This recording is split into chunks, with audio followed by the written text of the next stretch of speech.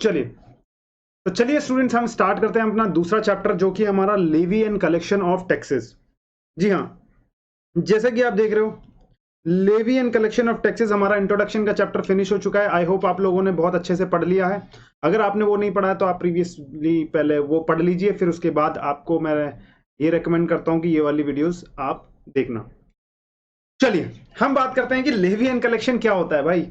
Levy and collection sir इस chapter में हम पढ़ने के वाले हैं। सबसे पहले मैं बता दूं सबसे बेसिक चैप्टर जो है इंट्रोडक्शन के बाद सबसे बेसिक जो चैप्टर होने वाला है, जहां पर हम देखते हैं कि देखो ये चैप्टर इसलिए है कि हम जीएसटी आएगा या नहीं आएगा गुड्स पर, हमें वो एप्लीकेबिलिटी को देखना है कि भैया जीएसटी आएगा, पहले लगेगा या नहीं लगेगा उसके बारे में बात करेंगे, फिर उसके बाद बारे में बात करेंगे कितना लगेगा, किस पर लगेगा, वो सारी बातें हम यहाँ पर कर चलेंगे। ठीक है, अब मैं यहां पर क्या बोलता हूं, यहां पर सिर्फ और सिर्फ मेजरली हम दो सेक्शंस को कवर करेंगे, सेक्शन 7 ऑफ सीजीएसटी एक्ट और section 8 of CGST act.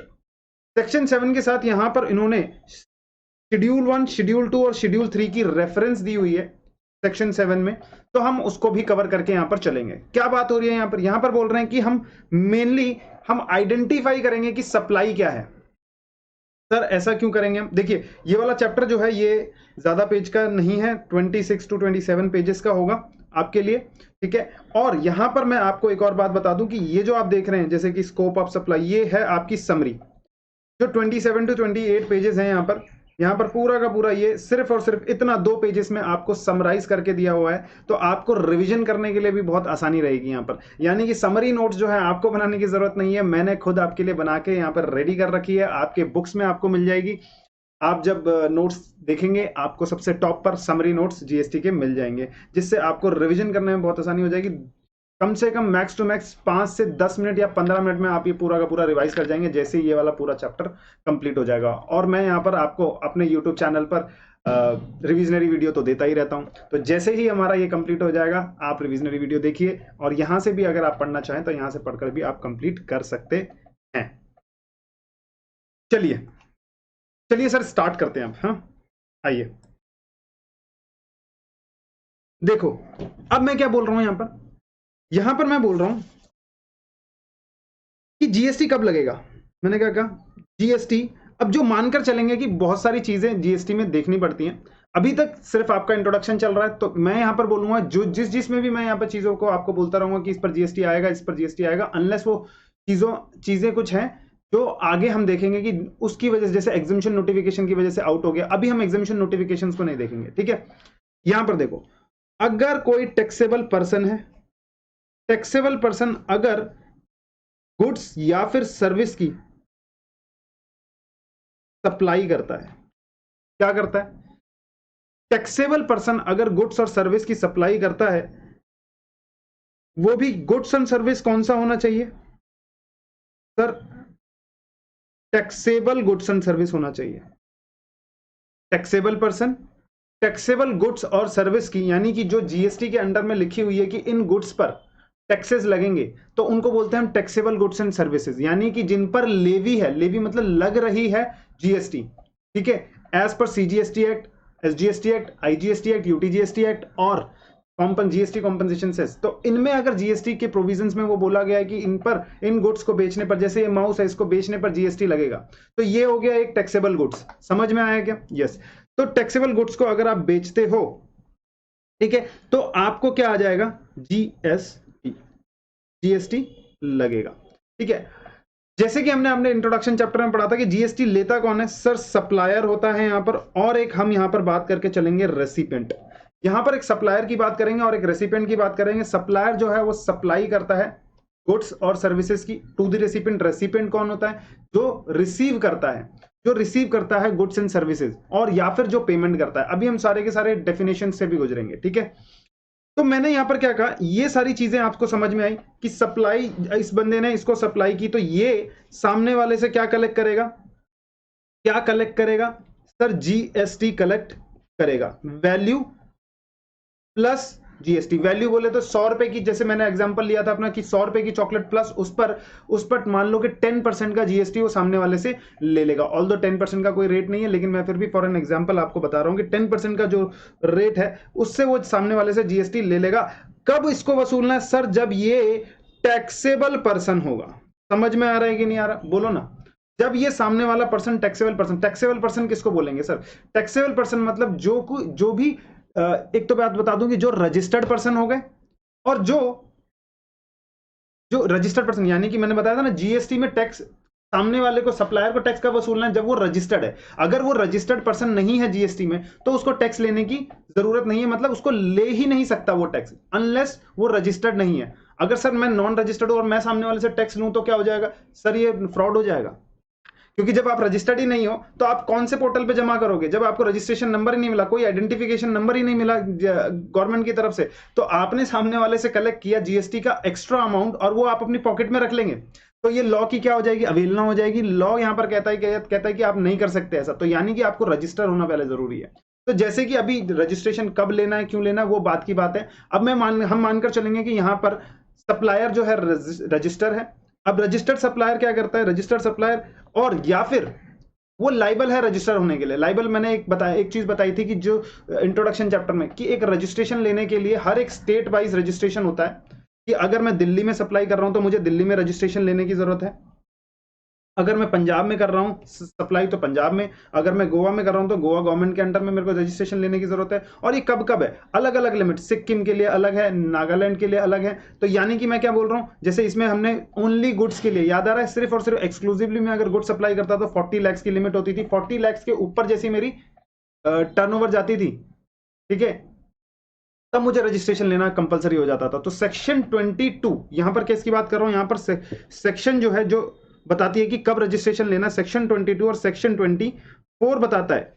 Section 24 बताता था यहां पर कि कंपलसरी रजिस्ट्रेशन आपको कब करना है। समझ में आ रहा है क्या? कंपलसरी रजिस्ट्रेशन यानी कि टर्नओवर लिमिट वगैरह कुछ भी नहीं देखी जाएगी बाबा। आप अगर कम लिमिट में भी हैं तो भी आपको क्या करना पड़ेगा? तो भी आपको रजिस्ट्रेशन लेना पड़ेगा। This is called compulsory registration. और वो सेक्शन 22 में, जैसे मैंने बोला था कि कोई भी बंदा अगर ऑनलाइन सर्विसेज दे रहा है, ऑनलाइन इलेक्ट्रॉनिक ऑपरेटिंग जो ईसीओ इलेक्ट्रॉनिक कॉमर्स ऑपरेटर बन रखा है, यानी कि इलेक्ट्रॉनिक कॉमर्स ऑपरेटर के थ्रू अपनी सर्विसेज दे रहा है। जैसे कि मैंने अब अमेजोन के थ्रू अपने प्रोडक्ट्स को बेचना है, तो मैं अगर अमेजोन के थ्रू अगर अपने प्रोडक्ट्स को बेचूंगा, मेरे को टर्नओवर नहीं देखना पड़ेगा। जैसे ही मैं अगर बेच रहा हूं, प्री रिक्वायरमेंट है कि मुझे रजिस्ट्रेशन लेना ही पड़ेगा सप्लाई से पहले। समझ में आ रहा है क्या? ये वाला जो है, इनको डिटेल में हम बाद में पढ़ेंगे, अभी सिर्फ और सिर्फ एग्जाम्पल बता रहा हूं आपको, ठीक है? थोड़ा सा इंट्रोडक्शन सिर्फ सुनते जाएंगे। सेक्शन 22 क्या बात करता था? सेक्शन 22 लिमिट्स की बात करता था। जैसे कि हमने बोला था 40 लाख की लिमिट, 20 लाख की लिमिट, ठीक है? अच्छा, दिल्ली में अगर मैं गुड्स, एक्सक्लूसिवली गुड्स में डील कर रहा हूं तो फिर मेरे को 40 लाख की लिमिट है। अगर मैं बोल रहा हूं कि मैं गुड्स में भी डील करता हूं, सर्विसेज में भी डील करता हूं, सर मैं टीचिंग भी करता हूं, मैं सर्विसेज भी देता हूं, और मैं यहां पर गुड्स भी सोल्व करता हूं, मान लीजिए मैं कंप्यूटर के एसेसरीज को बेचता हूं, तो मेरे लिए लिमिट क्या हो जाएगी? मेरे लिए हो जाएगी सर 20 लाख की लिमिट। यानी कि सर यहां पर सारे जितना भी मैं सप्लाई करता हूं ना, चाहे टैक्सेबल गुड्स की सप्लाई करता हूं, चाहे नॉन टैक्सेबल गुड्स की सप्लाई करता हूं, चाहे दिल्ली में करता हूं, पंजाब में करता हूं, केरल में करता हूं, हरियाणा में करता हूं, सबको मर्ज किया जाएगा और ये लिमिट को देखा जाएगा। अगर मैंने लिमिट को क्रॉस कर दिया है इस साल तो मुझे रजिस्ट्रेशन लेना पड़ जाएगा। समझ में आ गया?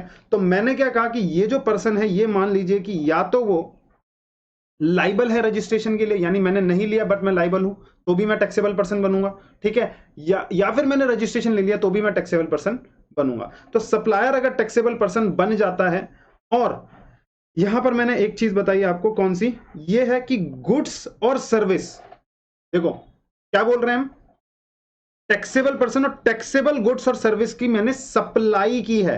अब गुड्स और सर्विस की मैंने सप्लाई की है, तो सबसे पहले आपको वो फाइंड आउट करना पड़ेगा कि ये, यानी कि पहला तो ये कंप्लीट होना चाहिए, दूसरा या तो वो गुड्स एंड सर्विस होना चाहिए, और जब वो गुड्स एंड सर्विस है तो वो तीसरा टैक्सेबल गुड्स एंड सर्विस बनना चाहिए, चौथा ही मैंने बताया यहां पर वो सप्लाई बननी चाहिए। जैसे ही ये चेन कंप्लीट हो जाती है, ये चार चीजें आपकी कंप्लीट हो जाती है, यानी कि ये गुड्स मतलब जो मैंने सप्लाई की वो गुड्स है या फिर वो सर्विस है, और वो भी टैक्सेबल गुड्स और सर्विस होनी चाहिए, ठीक है? और वो सप्लाई बननी चाहिए। तो जैसे ही ये सप्लाई हो जाएगी तब हम कहेंगे कि यहां पर जीएसटी एप्लीकेबल हो जाएगा। तो यहां पर इसको मैंने क्या कहा, इसके लिए मैं बताता हूं आपको। टैक्सेबल पर्सन की डेफिनेशन हमने देखी, अभी देखेंगे, मतलब मैंने बता दी पहले, लेकिन अभी हम देखेंगे। तो गुड्स किसको कहेंगे और सर्विसेज किसको कहेंगे, वो सेक्शन वाइज यहां पर याद करते हुए चलना है। मैं यहां पर आपको बता दूंगा, पूरा का पूरा सेक्शंस के साथ याद हो जाएगा आपको चीजें, सेक्शन के साथ याद होने लगेगी चीजें। तो आपको एग्जामिनर को ये दिखाना है कि भैया हमको एक सटीकता से ये लॉ पता है, जो कुछ भी आप पूछना चाहते हो ये इस सेक्शन और इस सब क्लॉज में लिखा हुआ है, आप यहां पर आकर देख सकते हो। ये चीज मैंने यहां पर बता दी है, यानी कि आपको सिर्फ और सिर्फ सेक्शंस भी याद करके चलने जीएसटी में, ये याद रख लेना। मैं शुरू से बोल रहा हूं आपको, शुरू से बोल रहा हूं कि सेक्शंस भी याद करके चलने हैं, याद हो जाएगा। मैं यहां पर याद कराऊंगा, टेंशन लेने की कोई बात नहीं है, धीरे धीरे बस आगे बढ़ते जाओ, ठीक है। चलिए, चैप्टर बहुत बहुत बहुत ही आसान है। सबसे पहले मैं बता दूं आपको, देख लो जैसे ही एक चैप्टर कंप्लीट होगा आपके दिमाग में बहुत सारी चीजें बैठ जाएगी, ठीक है। चलिए, तो यहां पर मैं क्या बोल रहा हूं, यहां पर मैं बोल रहा हूं कि गुड्स एंड सर्विस होना चाहिए और सप्लाई होना चाहिए। सप्लाई हम यहां पर देखेंगे, इसीलिए हम पढ़ेंगे सेक्शन 7 ऑफ सीजीएसटी एक्ट। इससे पता लगेगा कि ये सप्लाई है। अगर इस सेक्शन में ये सप्लाई प्रूव हो जाती है तो फिर जीएसटी आएगा।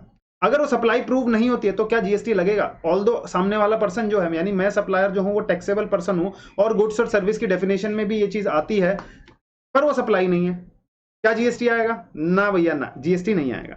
अगर मैं बोलूं कि भाई मैं टैक्सेबल पर्सन हूं बट जो चीज मैं दे रहा हूं वो गुड्स और सर्विस ही नहीं है इन दी definition as per the law, यानी सीजीएसटी एक्ट, या फिर यानी कि मैं जीएसटी एक्ट के तहत अगर मैं बात करूं तो वो ना तो गुड्स है ना तो सर्विस है, तो क्या कोई लगने वाला है क्या मुझे जीएसटी? नहीं भाई, मैं सामने वाले से कोई भी जीएसटी नहीं कलेक्ट करूंगा, ठीक है। अगर मैं बोलता हूं कि वो टैक्सेबल गुड्स और सर्विस तो है बट वो टैक्सेबल गुड्स एंड सर्विस नहीं है, उनको एग्जम्पशन दे रखी है, तो क्या बोलो ना, उस पर एग्जाम, यानी कि वो non taxable goods and service है। Non taxable goods and service sir कौन सी होती है? जब हमने पढ़ा था सर पीएचएम ना, कौन सी पर पढ़ी थी? पीएचएम ना। पीएचएम ना बोले तो petroleum crude, high speed diesel, motor spirit, natural gas, aviation turbine fuel. देखो पेट्रोलियम क्रूड आपको पता ही है, high speed diesel, motor spirit commonly known as petrol, natural gas जो सीएनजी वगैरह आप देखते हो, और एविएशन टरबाइन फ्यूल, यानी कि जो जहाज होता है, जहाज पता है कौन सा? पानी वाला जहाज, उसकी जो टरबाइन होती है उसको घुमाने के लिए जो फ्यूल यूज होता है उसको बोलते हैं एविएशन टरबाइन फ्यूल। इन पर जीएसटी जो है वो अभी नहीं आता, यानी कि पीएचएम ना पर जीएसटी अभी ना सर आ सकता है क्या? बिल्कुल आ सकता है, जब जीएसटी काउंसिल उसको रेकमेंड करेगा तो। समझे या नहीं समझे? लेकिन सर एल्कोहलिक लिकर की अगर मैं बात करूं, अगर मैं सप्लाई करता हूं एल्कोहलिक लिकर, क्या ये टैक्सेबल गुड्स है as per the GST law? ना भैया ना, क्योंकि इस पर तो जीएसटी आता ही नहीं है। Alcoholic liquor for human consumption, यानी क्या इस पर कभी जीएसटी आ सकता है? ना बाबा ना, इस पर तो जीएसटी आएगा ही नहीं, ठीक है। चलिए, अब हम यहां पर अपने चैप्टर की तरफ बढ़ जाते हैं, आ जाइए। ये 4 चीजें हमें देखनी है। तो सबसे पहले मैं एक बार बता दूं आपको, इसमें सेक्शन डेफिनेशन बता दो हमेशा कौन से सेक्शन में होती है? सेक्शन नंबर 2, तो 252 में और सीजीएसटी एक्ट गुड्स की डेफिनेशन दे रखी है और सर्विसेज की डेफिनेशन दे रखी है। देखिए 5 और 2 को इंटू करोगे बनेगा 10, तो 10 हो गया, और 2 को 2 ऐसे ही लिख दीजिए। समझ में याद हो गया क्या? 252 में हमारा क्या चीज आ जाता है? गुड्स आ जाता है, और सर्विसेज आ जाता है हमारा 102 में, 202 में, यानी सेक्शन 2, और सब सेक्शन कौन सा है? 102 में, ठीक है। चलिए,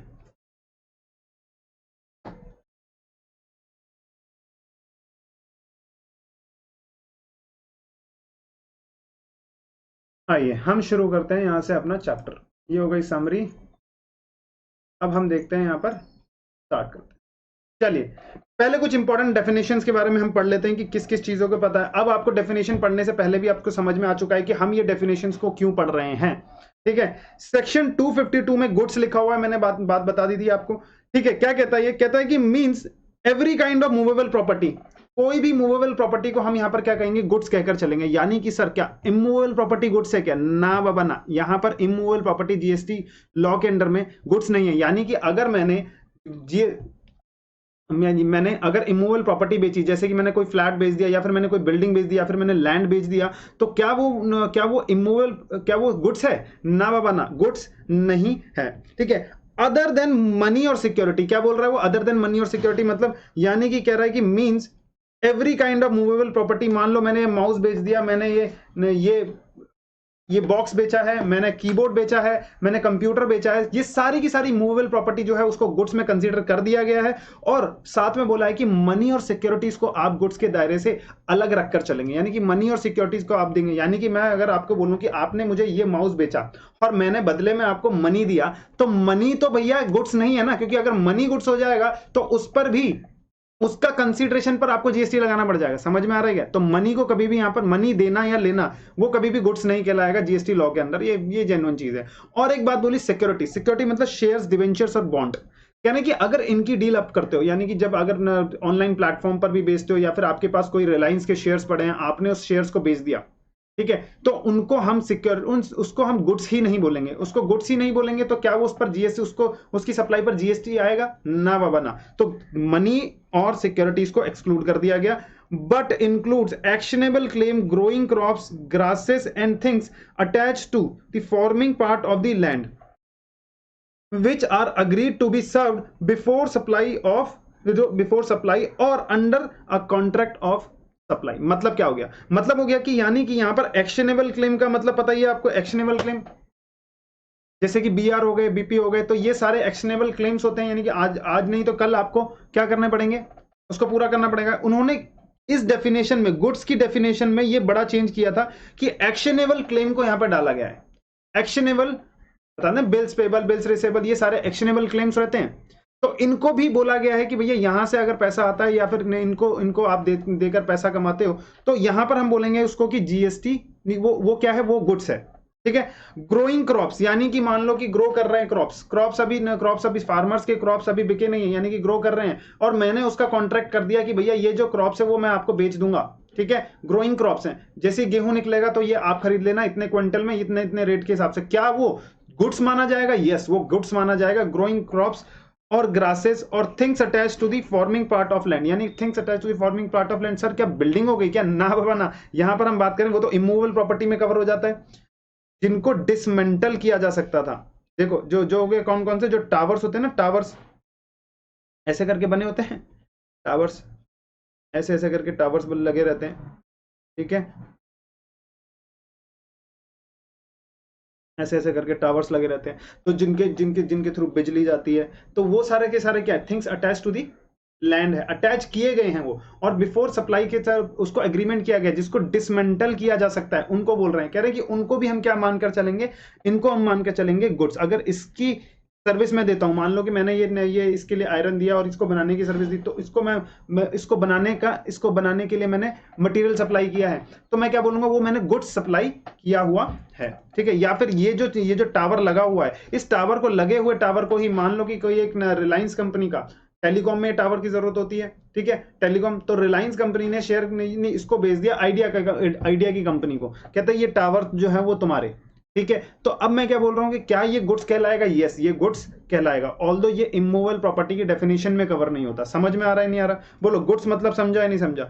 all kind of movable property, बोलो all kind of movable property excluding क्या चीज है, मनी और सिक्योरिटी। मनी और सिक्योरिटी को गुड्स नहीं बोलेंगे, but include actionable claims, growing crops, things attach to और ग्रासेस और things attach to the land. समझ में आ रहा है कि नहीं? चलो नेक्स्ट हम डेफिनेशन पढ़ते हैं, कौन सी, सर्विस की। कहते हैं कि भैया सर्विस क्या है। देखो हम गुड्स और सर्विस क्यों बाइफरकेट कर रहे हैं, सप्लाई ऑफ गुड्स है या सर्विस है, क्योंकि आगे जाकर हम ना, ये तो रेट्स अलग है, गुड्स के रेट्स अलग है, सप्लाई के और सर्विस के रेट अलग है। ठीक है, मोस्टली जो सर्विसेज कवर हो जाती हैं वो 18% के दायरे में आ जाती हैं, गुड्स जो कवर हो रहे हैं 5%, 12% और 28% तक जा रहे हैं। समझ में आ रहा है नहीं आ रहा? तो इसमें हमको क्या करना पड़ेगा, थोड़ा सा हमें बाइफरकेशन करके चलना पड़ेगा। इसीलिए हम क्या कह रहे हैं यहाँ पर, या तो वो गुड्स होगी या तो वो सर्विस होगी। ठीक है, चलो अब सर्विस में क्या बोल रहा है, कह रहा है कि एनीथिंग अदर देन गुड्स। कहता है कि कुछ भी, गुड्स, मनी और सिक्योरिटी को छोड़ दो, इसके अलावा जो कुछ भी है वो सब सर्विसेज है। क्या यहां पर इमूवेबल प्रॉपर्टी कवर हो जाता है? बोलो ना, sale of immovable property cover होता है या नहीं होता? बिल्कुल sir, sale of immovable property cover हो जाता है यहां पर। यानी कि अब तक तो हम कहेंगे इमूवेबल प्रॉपर्टी की सेल को आप सर्विस मान सकते हैं, क्योंकि भाई डेफिनेशन में यही लिखा हुआ है। डेफिनेशन में बोला है कि भैया कुछ भी जो गुड्स नहीं है, और जो यानी कि क्या इमूवेबल प्रॉपर्टी गुड्स है? ना भैया ना, इमूवेबल प्रॉपर्टी गुड्स नहीं है। मनी और सिक्योरिटी को छोड़ दो, यहां पर भी मनी और सिक्योरिटी को ना तो गुड्स बोला गया है ना तो सर्विस बोला गया है, ये याद रखना। ठीक है, कह रहा है कि बट इंक्लूड्स, कहता है इतने से काम नहीं चलता। कहता कि भैया पहले तो ये बोल दिया कि anything other than goods, money और सिक्योरिटी। फिर बोला कि बट इंक्लूड्स, और भी इसमें कुछ इंक्लूड किया गया। कह रहा है कि अगर activity of use of money करते हो, activity of use of money करते हो, या फिर इट्स कन्वर्जन बाय कैश और any other mode. Use of money मतलब मान लो कि मैंने सामने वाले को लोन दिया, यहां पर लोन कवर हो जाता है, लोन कवर हो जाता है, और सामने वाले को मैंने लोन पर कुछ पैसे दिए और उससे मैंने इंटरेस्ट लिया। समझ में आ रहा है क्या? तो यूज ऑफ मनी है कि नहीं है? वो इंटरेस्ट जो मुझे पे कर रहा है, it is the consideration for using that loan amount. समझ में आ गया? तो यानी कि मैं क्या कह रहा हूं, क्या इसको भी सर्विस बोला गया? यानी लोन देना और उस पर कंसिडरेशन के तौर पर क्या ले रहा हूं मैं उससे, अगर इंटरेस्ट ले रहा हूं, तो क्या वो सर्विस है? बिल्कुल सर्विस है। Conversion by cash to another form, कह रहा है कि भैया कन्वर्जन अगर आपने कर, मान लो मनी को मैंने एक्सचेंज किया, मनी को मैंने एक डिनोमिनेशन से दूसरे, मैंने 100 का पत्ता दिया, सामने वाले से 10-10 के नोट ले लिए, इसको बोलते हैं कन्वर्जन। ठीक है, एक डिनोमिनेशन से, सॉरी 10-10 के नोट लिए, इसको बोलते हैं एक denomination, one denomination to another denomination मैंने चेंज कर दिया। कन्वर्जन ऑफ मनी का मतलब हो गया कि मैंने पैसे दी, मनी दिया और उसके बदले में मैंने डॉलर ले लिया, मनी में मतलब सॉरी मैंने उसको इंडियन रुपीज दिए, उसकी वजह से उसके बदले मैंने क्या ले लिया, बताओ ना, डॉलर ले लिया उसके बदले, कन्वर्जन कर दिया। ठीक है, तो कन्वर्जन कर दिया, यानी कि ये देखो, वन करेंसी या फिर वन डिनोमिनेशन अनदर फॉर्म, या फिर करेंसी में चेंज कर दिया। ठीक है, for which separate consideration is charge. अगर ऐसे काम करने के लिए, यानी कि यूज ऑफ मनी और conversion of money from one denomination to another denomination, या फिर मैं यहां पर कहूं कि एक करेंसी से दूसरी करेंसी, या फिर एक कैश से अनदर मोड में। ठीक है, कैश और एनी अदर मोड में मैंने उसको चेंज कर दिया, कन्वर्जन कर दिया उसका। ठीक है, तो जैसे ही कन्वर्जन करने के लिए मैंने क्या चार्ज किया, सेपरेट कंसीडरेशन अगर चार्ज किया है, तो क्या वो सर्विस में आ जाएगा? बिल्कुल सर्विस में हो जाएगा। सर अगर सेपरेट कंसीडरेशन नहीं लिया तो मतलब क्या, मैंने सामने वाले को 100 रुपए का नोट दिया और उसने मुझे 10 के नोट दे दिए, तो क्या उसने कुछ चार्ज किया है? नहीं सर, सेपरेट कंसीडरेशन चार्ज नहीं किया, तो क्या ये एक सर्विस में आएगा? नहीं सर, सर्विस में नहीं आएगा। लेकिन अगर उसने 9 नोट दिए हैं मुझे 10-10 के, तो क्या ये, अब उसने 90 रुपए वापस किए, यानी कि 10 रुपए उसने कंसीडरेशन चार्ज किया है क्या, सेपरेट कंसीडरेशन? बिल्कुल। तो क्या ये सर्विस बन जाएगी? बिल्कुल, यहां पर ये सर्विस बनकर चलेगी। समझ में आया क्या? यस। अच्छा, यहां पर एक चीज और बोलता है, कहता है कि भैया जो सर्विसेज हैं, सर्विसेज में सिक्योरिटीज को ना तो हमने सर्विस माना है, ना तो हमने गुड्स माना है। लेकिन यहां पर वो बोल रहा है, कह रहा है कि अरेंज अगर आप करते हो, यानी कि एक पर्सन से आप बिकवाते हो, आप ब्रोकर का काम कर रहे हो, बीच में आपने कमीशन लिया है, एक पर्सन के पास क्या है, मिस्टर ए के पास, उसके पास शेयर है और मिस्टर बी को खरीदना है, इसको ए को सेल करना है, तो इनके बीच में आपने फैसिलिटेशन करा दिया। यानी कि अगर मैं बोलूं कि इस ट्रांजेक्शन को फैसिलिटेट कर दिया, यानी कि मतलब क्या है, इन दोनों के बीच में ये चीजें बिकवा दी और उसका एक कमीशन ले लिया आपने, तो क्या ये सर्विस कहलाएगी? बिल्कुल ये सर्विस कहलाएगी। यहां पर आपको क्लैरिफिकेशन दी हुई है, और आपने उसके लिए क्या सेपरेट कंसीडरेशन चार्ज किया, यानी अपना कमीशन चार्ज किया, ब्रोकरेज चार्ज किया, तो क्या वो सर्विस होगी? यस। देखो, ऑल द जो ट्रांजेक्शन हो रही है दोनों के बीच में, सेल परचेज ऑफ सिक्योरिटीज, वो जीएसटी के दायरे में नहीं है, पर मैंने उस ट्रांजेक्शन को फैसिलिटेट करा दिया, मैंने उस ट्रांजैक्शन को करवाने का कमीशन ले लिया। तो जो मैं कमीशन ले रहा हूं वो क्या है, मैं कमीशन का बिल दूंगा और सामने वाला मुझे ए मुझे, हो सकता है मैंने दोनों को दिया हो, ए से भी लूंगा मैं कमीशन, बी से भी ले सकता हूं कमीशन, या फिर मैं ए से ले रहा हूं या बी से नहीं ले रहा हूं, या बी से ले रहा हूं तो ए से नहीं ले रहा हूं, कुछ भी हो सकता है। तो जिसी से भी मैं पैसे लूंगा उसको मैं इनवॉइस जनरेट करके दूंगा। बात समझ में आई या नहीं है? यस। चलो नेक्स्ट हम बात करते हैं, कंसीडरेशन की बात करते हैं। मैं एक बात बता दूं आपको, पढ़ाने की जो मैं फीस ले रहा हूं यहां पर आपसे सिर्फ और सिर्फ 31 रुपए चार्ज करता हूं। जब मैंने शुरू किया था ये पढ़ाना, तो मैंने सिर्फ बोला था कि मुझे कोई पैसा नहीं चाहिए आपसे, सीरियस मत हो ना, मुझे कोई पैसा नहीं चाहिए आपसे, मुझे सिर्फ और सिर्फ 31 रुपए चाहिए। कितने रुपए? 31 रुपए, 31 रुपीज ही मुझे आपसे चाहिए। तो जैसे ही मैंने बोला 31 रुपीज से मैंने ये चालू किया, तो बहुत सारे लोग आए, उन्होंने कहा थे लो सर 31 रुपीज, 31 रुपीज, 31 रुपीज, और ऐसे करते करते करते करते मैंने 1 साल, 2 साल, 3 साल ऐसे ऐसे मैंने सर्विसेज दी। समझ में आ रहा है कि नहीं यार? कंसीडरेशन में मेरे को क्या मिलता था? 31 रुपए, बस मैंने लिख दिया था कि भैया 31 रुपए में पूरा का पूरा जीएसटी पढ़ लो। समझ में आ रहा है नहीं आ रहा? तो यानी कि क्या चीज हो गया, कंसीडरेशन मेरे को क्या मिलता है, यानी कि सेक्शन 231 में क्या था, कंसीडरेशन लिखा हुआ। सेक्शन 2, ये सिर्फ और सिर्फ इसी चीज के लिए था और सीरियस होने की बात नहीं है। चलिए, कंसीडरेशन मतलब सेक्शन 231। अच्छा, गुड्स याद आ रहा है क्या? 52, बिल्कुल सही। अच्छा सर, सर्विस याद आ रहा है क्या? सर 102, बिल्कुल सही। कंसीडरेशन याद होता चला जाएगा, मैं बता रहा हूं यहां पर, वहां पर आपको क्या कोट करने, सेक्शंस कोट करने हैं। कंसीडरेशन किसे कहेंगे, क्योंकि देखो अब ये कंसीडरेशन क्यों पढ़ रहे हैं, अब यहां पर आने से पहले सबसे पहले हम चलते हैं किसमें, कुछ डेफिनेशंस हम नीचे पढ़ लेते हैं, कुछ डेफिनेशन हम पढ़ लेते हैं। देखो पर्सन होना जरूरी है या नहीं है, टैक्सेबल पर्सन बोला था हमने, तो पर्सन होना जरूरी है या नहीं है, बिल्कुल पर्सन होना जरूरी है। पर्सन किसको बोलेंगे, कह रहे हैं कि भैया हम इंडिविजुअल, HUF जो सामने वाला है, कंपनी हो सकती है, फर्म हो सकती है, LLP हो सकती है, association of person, body of individual, कोई भी कॉर्पोरेशन हो सकता है, any body corporate, cooperative society हो सकता है, यहाँ पर लोकल अथॉरिटी हो सकती है, यहाँ पर सेंट्रल गवर्नमेंट, स्टेट गवर्नमेंट को भी यहाँ पर पर्सन बोला गया, यानी कि अगर ये पर्सन भी अगर किसी सामने वाले को सप्लाई करता है तो भी इसको GST के दायरे में रखा गया है। सोसाइटी, ट्रस्ट और एवरी आर्टिफिशियल जुडिशियल पर्सन, यानी कि जैसे बार काउंसिल वगैरह थी ना, आर्टिफिशियल जुडिशियल पर्सन, AJP, हमने इनकम टैक्स में भी पढ़ा था, ठीक है, तो वो सारे पर्सन की डेफिनेशंस में आते।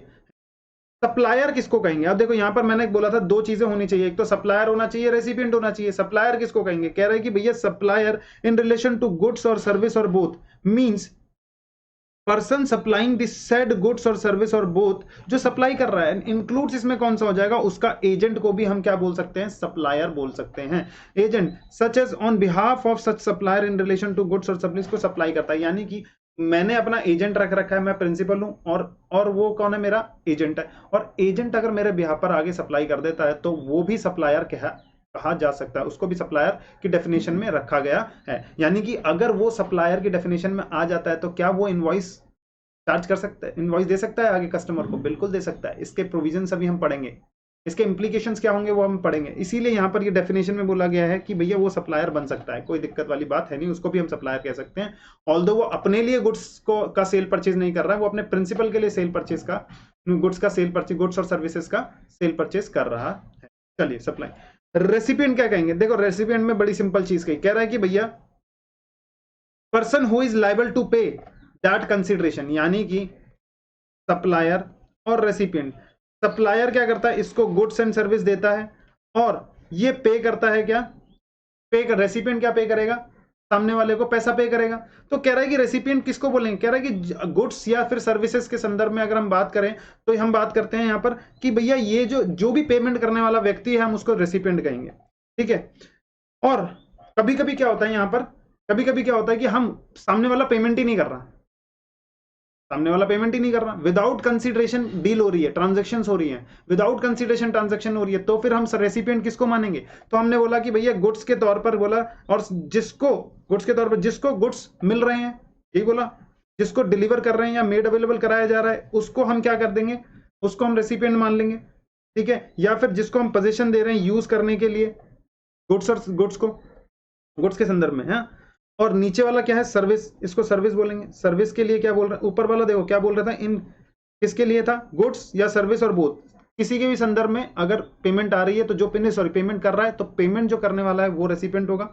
गुड्स के लिए बोला कि भैया जिसको अवेलेबल करा है, अगर हमारा क्या है, इन केस वहां पर कोई भी कंसिडरेशन नहीं है, नो कंसिडरेशन, तो फिर क्या होगा, तो भैया जो जिसको गुड्स और सर्विस मिल रहा है वो चीज हो गई, और सर्विसेज जिसको रेंडर की गई है, ठीक है। और अगर वो कह रहा है कि एजेंट को भी क्या इंक्लूड किया गया, यस, जब सप्लायर के एजेंट को हमने, एजेंट को हम सप्लायर बोल सकते हैं, तो रेसिपिएंट का एजेंट, रेसिपिएंट मतलब अब मान लो कि मेरे को माल मंगाना है बट मैं मंगाता हूं अपने किसके थ्रू, एक एजेंट के थ्रू मंगवाता हूं, तो एजेंट के थ्रू में यानी कि वो रिसीव करता है माल, अपने लिए नहीं मेरे लिए रिसीव कर रहा है किसी और पर्सन से, तो क्या वो वाला बंदा भी रेसिपिएंट हो सकता है, बिल्कुल वो हो सकता है। उसके नाम पर फिर क्या बिल आ सकता है, बिल्कुल आ सकता है, उसकी इंप्लीकेशन भी हम आगे पढ़ेंगे। तो क्या ये डेफिनेशन समझ में आ गया, यानी कि देखो सिंपल, सप्लायर क्या है, यानी कि जो सप्लाई कर रहा है गुड्स एंड सर्विस उसको सप्लायर बोला गया है, एजेंट को भी इसमें इंक्लूड किया गया है। रेसिपिएंट क्या है, यानी कि जो पेमेंट कर रहा है, अगर पेमेंट नहीं होती तो जिसको गुड्स मिल रहे हैं या फिर सर्विसेज मिल रही है, या फिर एजेंट को भी यहां पर इंक्लूड करके चल रहे हैं। रजिस्टर्ड पर्सन किसको कहते हैं, बोलो ना, कह रहा है कि भैया सेक्शन 25 ऑफ CGST एक्ट में जो रजिस्टर्ड है बंदे, जो रजिस्टर किसी भी रीजन की वजह से, सर कंपलसरी रजिस्ट्रेशन यानी सेक्शन 22, सर 22 और सेक्शन 22 एंड 24 की बात की थी, तो सेक्शन 22 में लिमिट की वजह से वो रजिस्ट्रेशन में आगे उन्होंने रजिस्ट्रेशन ले लिया, रजिस्ट्रेशन लेना का प्रोसीजर जो है वो 25 में लिखा हुआ है, सेक्शन 25 में। लेना कैसे है वो 25 में। अच्छा, लाइबल कब हो ये सेक्शन 22 और 24 बताता है। 22 और 24 की वजह से लाइबल हो गए और आपने रजिस्ट्रेशन ले लिया तो आप एक रजिस्टर्ड पर्सन बन जाते हो, but does not include person having unique identification number. ये हम आगे पढ़ेंगे थोड़ा। यूनिक आइडेंटिफिकेशन एक नंबर अलॉट होता है, ठीक है, कुछ लोगों को, तो ये हम आगे पढ़ेंगे, यहाँ पर नहीं पढ़ेंगे इसको, ठीक है। चलो, जब रजिस्ट्रेशन का चैप्टर आएगा वहां पे अच्छे से पढ़ेंगे। नॉन टैक्सेबल सप्लाई, कह रहे हैं कि भैया नॉन टैक्सेबल सप्लाई कौन सी है, बता दो ना, बता दो, जिस पर लेवी ही नहीं है जीएसटी की। तो नॉन टैक्सेबल सप्लाई कौन सी है, ये पेपर में आ जाएगा, एग्जाम में आपके आ जाएगा कि नॉन टैक्सेबल सप्लाई किसे कहते हैं। जल्दी से बता दो। अभी अभी बताया मैंने सर, पीएचएम ना एंड अल्कोहलिक लिकर। पीएचएम ना पर अभी जीएसटी ना ना ना, यानी कि पीएचएम ना बोले तो पेट्रोलियम क्रूड, साथ साथ में बोलेंगे petroleum crude, high speed diesel, motor spirit, natural gas और एविएशन टरबाइन फ्यूल। ये याद हो जाना चाहिए, एविएशन टरबाइन फ्यूल। पीएचएम ना, बोलो साथ में, पीएचएम ना। अब पीएचएम ना पर अभी जीएसटी ना ना ना, पीएचएम ना पर अभी जीएसटी ना ना ना। एल्कोहलिक लिकर, यानी एल्कोहलिक लिकर पर तो भैया जीएसटी अभी आएगा ही नहीं। टैक्सेबल सप्लाई किसको कहते हैं, देखा मैंने बताया था आपको, टैक्सेबल सप्लाई होनी चाहिए, यानी कि जो गुड्स और सर्विस तो आप प्रूव कर देंगे, बट वो टैक्सेबल सप्लाई होनी चाहिए, यानी कि जिस पर टैक्स लग रहा हो under the act. Under the act मतलब यहां पर सीजीएसटी की बात कर रहे हैं, ठीक है। एग्जेम्प्ट सप्लाई, एग्जेम्प्ट सप्लाई का मतलब क्या है, देखो अब क्या होता है कि कुछ ना कुछ जिस पर लेवी तो है, देखो जिस पर अगर लेवी नहीं है यानी टैक्स लग ही नहीं रहा है, उसको तो बोलते हैं नॉन टैक्सेबल सप्लाई, जैसे कि पीएचएम ना और alcoholic liquor for human consumption, ठीक है क्या। लेकिन, और यहां पर आप सिक्योरिटीज भी लिख सकते हो, सिक्योरिटीज भी नॉन उसमें आ जाता है, ठीक है, नॉन टैक्सेबल सप्लाई में आ जाता है, ठीक है। अच्छा, मैं यहां पर क्या कह रहा हूं, मैं यहां पर कह रहा हूं कि एग्जेम्प्ट सप्लाई का मतलब क्या, एग्जेम्पशन मतलब कि जिस पर लग तो रहा है, बट या तो वो एग्जेम्पशन नोटिफिकेशन, गवर्नमेंट ने एक एग्जेम्पशन नोटिफिकेशन निकाला और उन्होंने बोला कि यार इस पर है ना, ये एक नेसेसिटी वाली चीज है, इस पर आप ना जीएसटी ना चार्ज करो, जैसे कि नेशनल फ्लैग हो गया, ठीक है, नेसेसरी आइटम यानी कि एग्रीकल्चर प्रोडक्ट्स हो गए, बहुत सारे एग्रीकल्चर, मिल्क हो गया, ठीक है, इन पर क्या है जीएसटी नहीं है। कह रहे हैं कि भैया इन पर, इनको बिना बात का महंगा करने का कोई मतलब नहीं है, इसको जनता कंज्यूम करती है अपने लिए, बहुत सारी ऐसी चीजें उन्होंने बताई, तो उस पर जीएसटी नहीं लगाया गया, तो उसको बोलते हैं क्या, उस वैसे तो वो गुड्स हैं, सेल करने पर गुड्स हैं, लेकिन अगर उस पर लेवी भी है, लेकिन उसको एग्जेम्पशन नोटिफिकेशन के जरिए उसको आउट किया गया है, उनको बोला कि भैया एग्जेम्पशन नोटिफिकेशन, तो उसको बोलते हैं क्या कि एग्जेम्प्ट सर्विस सप्लाई कौन सा है, जो कि होली एग्जेम्प्ट है अंडर सेक्शन 11 में जो भी कुछ मेंशन कर दिया है, और 6 ऑफ आईजीएसटी एक्ट। सेक्शन 11 किसका था, सेक्शन 11 था हमारा सीजीएसटी एक्ट, और सेक्शन 6 ऑफ आईजीएसटी एक्ट के अंदर सिमिलर है, तो यहां पर ज्यादा वो याद करने की जरूरत नहीं, सेक्शन 11 आप याद कर लोगे बहुत है। सेक्शन 11 ऑफ सीजीएसटी एक्ट के तहत में जो होली एग्जेम्प्ट है, यानी जिस पर लग तो रहा है लेकिन एग्जेम्पशन नोटिफिकेशन के जरिए उसको आउट कर दिया गया है, तो उसको तो हम बोलेंगे कि वो भी क्या है, एग्जेम्प्ट सप्लाई है। और कुछ ऐसे गुड्स जिस पर लग तो रहा, यानी कि एग्जेम्प्ट सप्लाई मतलब कुछ भी गुड्स के बारे में बात कर रहे हैं उस पर लग रहा है, यानी लेवी तो है जीएसटी की, बट उस पर देना नहीं है जीएसटी। क्यों, एक तो सबसे पहले उस पर नील रेट है, सबसे पहला रीजन क्या है, एक तो पहला हो गया कि ऐसे गुड्स जिन पर रेट ही नील है, यानी कि सर रेट भी नील होते हैं, हाँ नील परसेंट, नील रेट है उसका, यानी कितना, जैसे बोलते हैं 5%, 10%, 0%, 5%, 12%, कौन कौन से रेट है, देखो 0% मोस्टली जो रेट्स होते हैं, 0%, 5%, 10%, 12%, और फिर क्या हो गया 18% और 28%, ये रेट्स हैं, ठीक है। ये किसके रेट हो गए सर, आईजीएसटी के। अब मेरे को बता दो सीजीएसटी का रेट क्या होगा, बिल्कुल बता दो जल्दी से, 0%, 2.5%, 6%, 9%, और बोलो ना, बता दो 14%, ठीक है। ये सर एसजीएसटी का क्या रेट हो सकते हैं, सर 0% सिमिलर रेट होंगे, क्योंकि आधा आधा 9% और 14%, याद हो गया क्या, बोलो, मोस्टली ये रेट होता है। तो जिन पर 0% का रेट है इसको भी एग्जेम्प्ट सप्लाई के तौर पर बोला गया। सर हम पढ़ क्यों रहे एग्जेम्प्ट सप्लाई, हम आगे रेफरेंस में लेंगे उसका कि कितना पोर्शन एग्जेम्प्ट है, कितना पोर्शन टैक्सेबल है, वो सारी चीज कैलकुलेट होगी, ठीक है। तो यानी कि जब आपको कैलकुलेशन करनी होगी कि एग्जेम्प्ट सप्लाई कितनी है और टैक्सेबल सप्लाई कितनी है, तो पहले आपको पता तो होना चाहिए किस किस को हम एग्जेम्प्ट बोलेंगे, है कि नहीं? तो हमने जिस पर रेट, जो सप्लाई मैंने की उस पर रेट ही निल है, तो क्या बोलूंगा उसको? Exempt supply.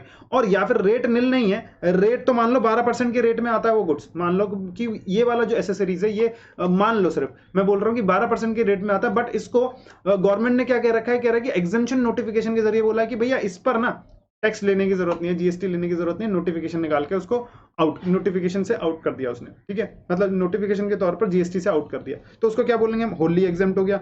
और इंक्लूड करेगा non taxable supply as well, यानी कि नॉन टैक्सेबल सप्लाई कौन सी अभी बात की थी? पीएचएम ना, और अल्कोहलिक लिकर। तो ये सभी चीज जो है, अगर मान लो पीएचएम ना, मैं पेट्रोल का सप्लाई करता हूं या फिर हाई स्पीड डीजल या फिर मोटर से पेट्रोल बेचता हूं, ठीक है, पेट्रोलियम क्रूड, कच्चा तेल, नेचुरल गैस बेचता हूं, या फिर मैं बेचता हूं क्या? एविएशन टरबाइन फ्यूल, या फिर मैं अल्कोहलिक लिकर बेचता हूं, अल्कोहलिक लिकर बेचता हूं, तो क्या ये मेरी नॉन टैक्सेबल सप्लाईज हैं? बिल्कुल नॉन टैक्सेबल सप्लाईज हैं, यानी कि ये नॉन टैक्सेबल सप्लाईज है। क्या ये मेरे एग्जाम सप्लाईज भी बन जाएगी? यस। तो एग्जाम सप्लाई में जल्दी से बता दो यहाँ पर क्या क्या चीजें आएंगी। देखो एक्सप्लेनेशन ज्यादा हो गया है, देखो एग्जाम सप्लाई में क्या क्या चीजें आएंगी जल्दी से मेरे को बता दो। एग्जाम सप्लाई इंक्लूड्स क्या क्या चीज होगी? सबसे पहले Holi, wholly exempt supply, wholly exempt supply मैंने जो सेक्शन 11 में बताया होगा, लिख लेना इसको साइड साइड में, ठीक है। और होली एग्जाम और निल रेटेड सप्लाई, और यहां पर क्या आ जाएगा? Non taxable supply, non taxable supply, ठीक है। Non taxable supply, wholly exempt supply और निल रेटेड, इन तीनों को क्या बोला गया है? एग्जेम्प्ट सप्लाई, ठीक है। बात हो गई क्लियर? चलो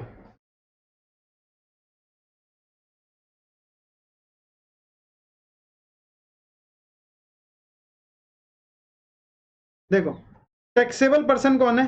कह रहा है कि taxable person means the person who is registered, जो कि जैसे कि मैंने बताया था, जो कि रजिस्टर्ड है ऑलरेडी, उसको टैक्सेबल पर्सन बोलेंगे। और who is liable to be registered under section 22 and 24, बताया था ना, 22 में लिमिट्स दी गई है और 24 में बोला है कि कंपलसरी रजिस्ट्रेशन। यहां पर क्या है? लिमिट है, और यहां पर क्या है? यहां पर कंपलसरी रजिस्ट्रेशन है। जैसे कि आप क्या बोल सके, ई कॉमर्स के थ्रू, अगर आप ई कॉमर्स प्लेटफॉर्म के थ्रू, यानी अमेजॉन, अमेजॉन लिख लो यहां पर, अमेजॉन, अमेजॉन के थ्रू सेल करते हो आप, अमेजॉन के थ्रू सेल करते हो तो आपको कंपलसरी रजिस्ट्रेशन लेना पड़ेगा। और 22 में आपको लिमिट दी गई है, यानी कि 10 लाख की, 20 लाख की, और यहाँ पर क्या है? 40 लाख की लिमिट बकायदा मिलकर चलती है, ठीक है। कैजुअल टैक्सेबल पर्सन का मतलब क्या होता है, और नॉन रेजिडेंट टैक्सेबल पर्सन का मतलब क्या होता है? देखो इलेक्ट्रो, सबसे पहले इसका देख लो एक बार, इलेक्ट्रॉनिक कॉमर्स ऑपरेटर, जो मैं बोला ना, इलेक्ट्रॉनिक कॉमर्स ऑपरेटर के थ्रू, जैसे कि कौन हो गया एग्जांपल में? अमेजॉन, अमेजॉन, अमेजॉन कौन है दोस्त? अमेजॉन है हमारा इलेक्ट्रॉनिक कॉमर्स ऑपरेटर। क्या करता है वो? फैसिलिटेट करता है। क्या करता है? Electronic commerce operator means the person who owns, operate और मैनेज करता है एक digital platform, digital electronic facility, जिसके थ्रू क्या होता है? इलेक्ट्रॉनिक कॉमर्स होता है, यानी कि जो सेल परचेज होता है, इलेक्ट्रॉनिकली सेल परचेज। मैंने इसको क्या नाम है, मिंत्रा, मैंने ये जो जो मिंत्रा हो गया, अमेजॉन हो गया, फ्लिपकार्ट हो गया, ठीक है, और भी बहुत सारी वेबसाइट्स हैं जिनके थ्रू आप सेल करते हो। ये जो क्या हो गया, bookmyshow.com, ठीक है, ये सारी चीजें क्या चीजें? ये इलेक्ट्रॉनिक कॉमर्स ऑपरेटर हैं। इनके थ्रू अगर आप अपनी सप्लाई करते हैं तो क्या चीज हो जाएगा? जल्दी से मेरे को बता दो, जल्दी से बता दो। तो आपको रजिस्ट्रेशन लेना पड़ेगा कंपलसरीली, ठीक है। कैजुअल टैक्सेबल पर्सन और non taxable person, non resident taxable person का मतलब क्या है? देखो मैंने क्या बोला, आपने अगर दिल्ली में रहते हो तो आपको एक पता है कि यहाँ पर आईटीओ के जगह पर एक ट्रेड फेयर लगता है।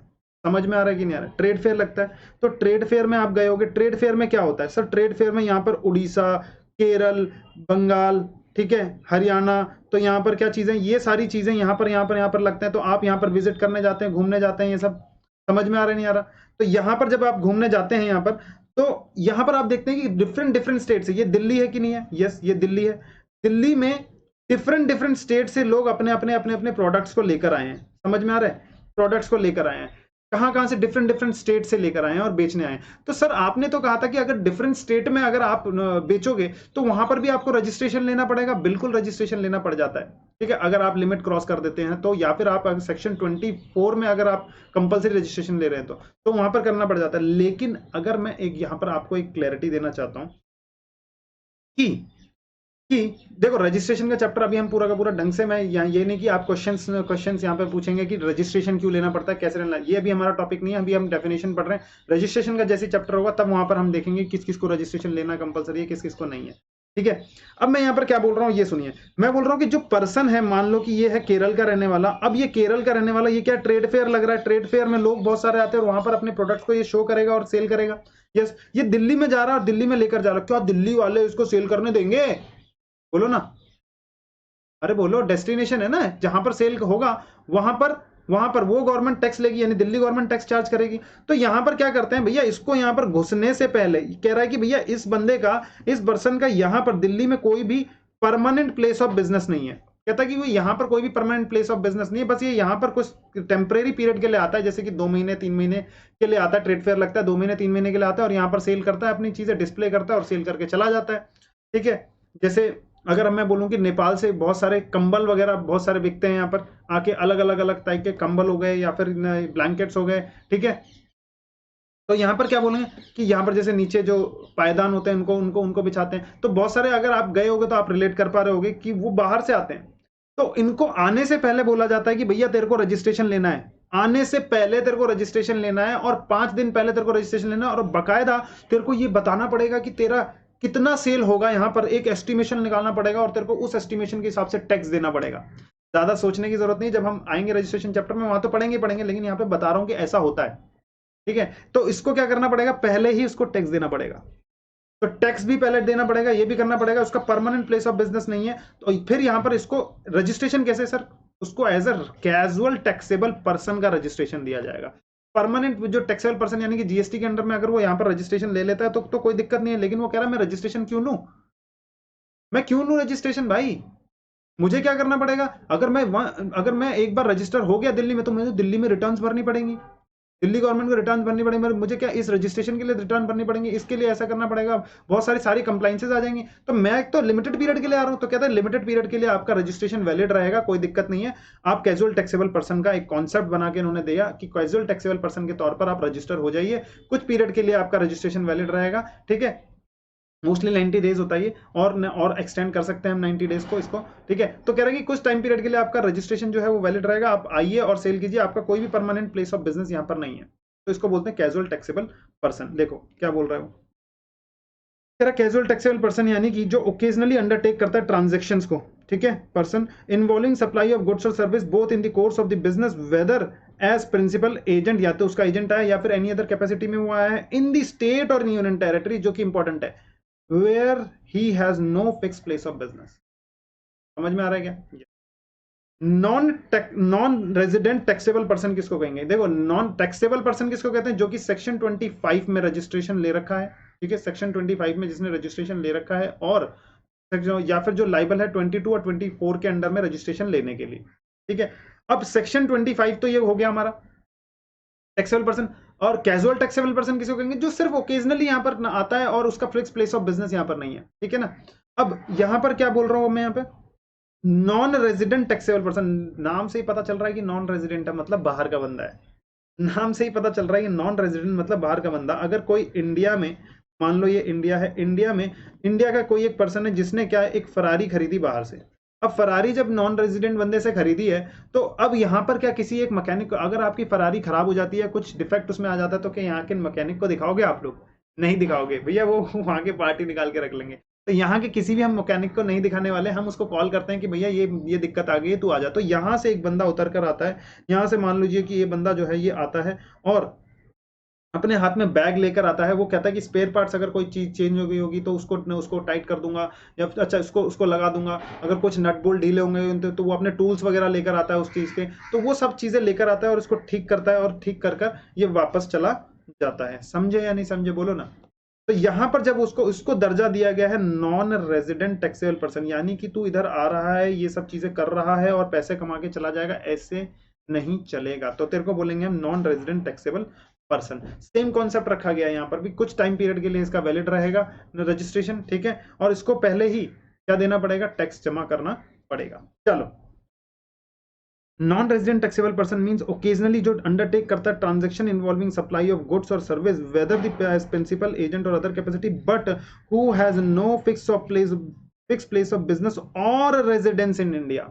यहां पर क्या है कि उसका इंडिया में ना तो कोई रेजिडेंस है और ना ही कोई फिक्स प्लेस ऑफ मतलब fix place of business in India में। कैजुअल टैक्सेबल पर्सन तो इंडिया का ही बंदा है, अपना बंदा है ये। कैजुअल टैक्सेबल पर्सन तो अपने स्टेट का नहीं है, बट वो दूसरे स्टेट का है, यानी दूसरे स्टेट में उसका क्या, यानी इंडिया में उसका फिक्स प्लेस ऑफ बिजनेस है बट दूसरे स्टेट में। लेकिन ये जो बंदा है ना तो उसका इंडिया में फिक्स प्लेस ऑफ बिजनेस है, ना ही वो रहता है यहाँ पर, ना तो वो रेजिडेंट है। समझ में आ गया क्या ये सारे डेफिनेशंस? बिल्कुल। चलिए अब मैं यहां पर क्या कह रहा हूं, अब हम बढ़ते हैं मेन कॉन्सेप्ट की तरफ। हमारे मेन कॉन्सेप्ट क्या है हमारा? सेक्शन 7, यानी कि जो कि तय करता है क्या चीज? सेक्शन 7 तय करता है हमारा स्कोप ऑफ सप्लाई।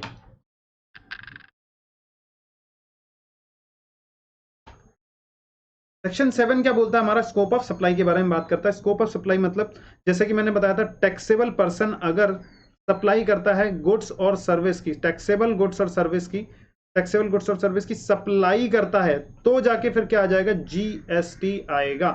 तो सप्लाई के तौर पर सप्लाई क्या है?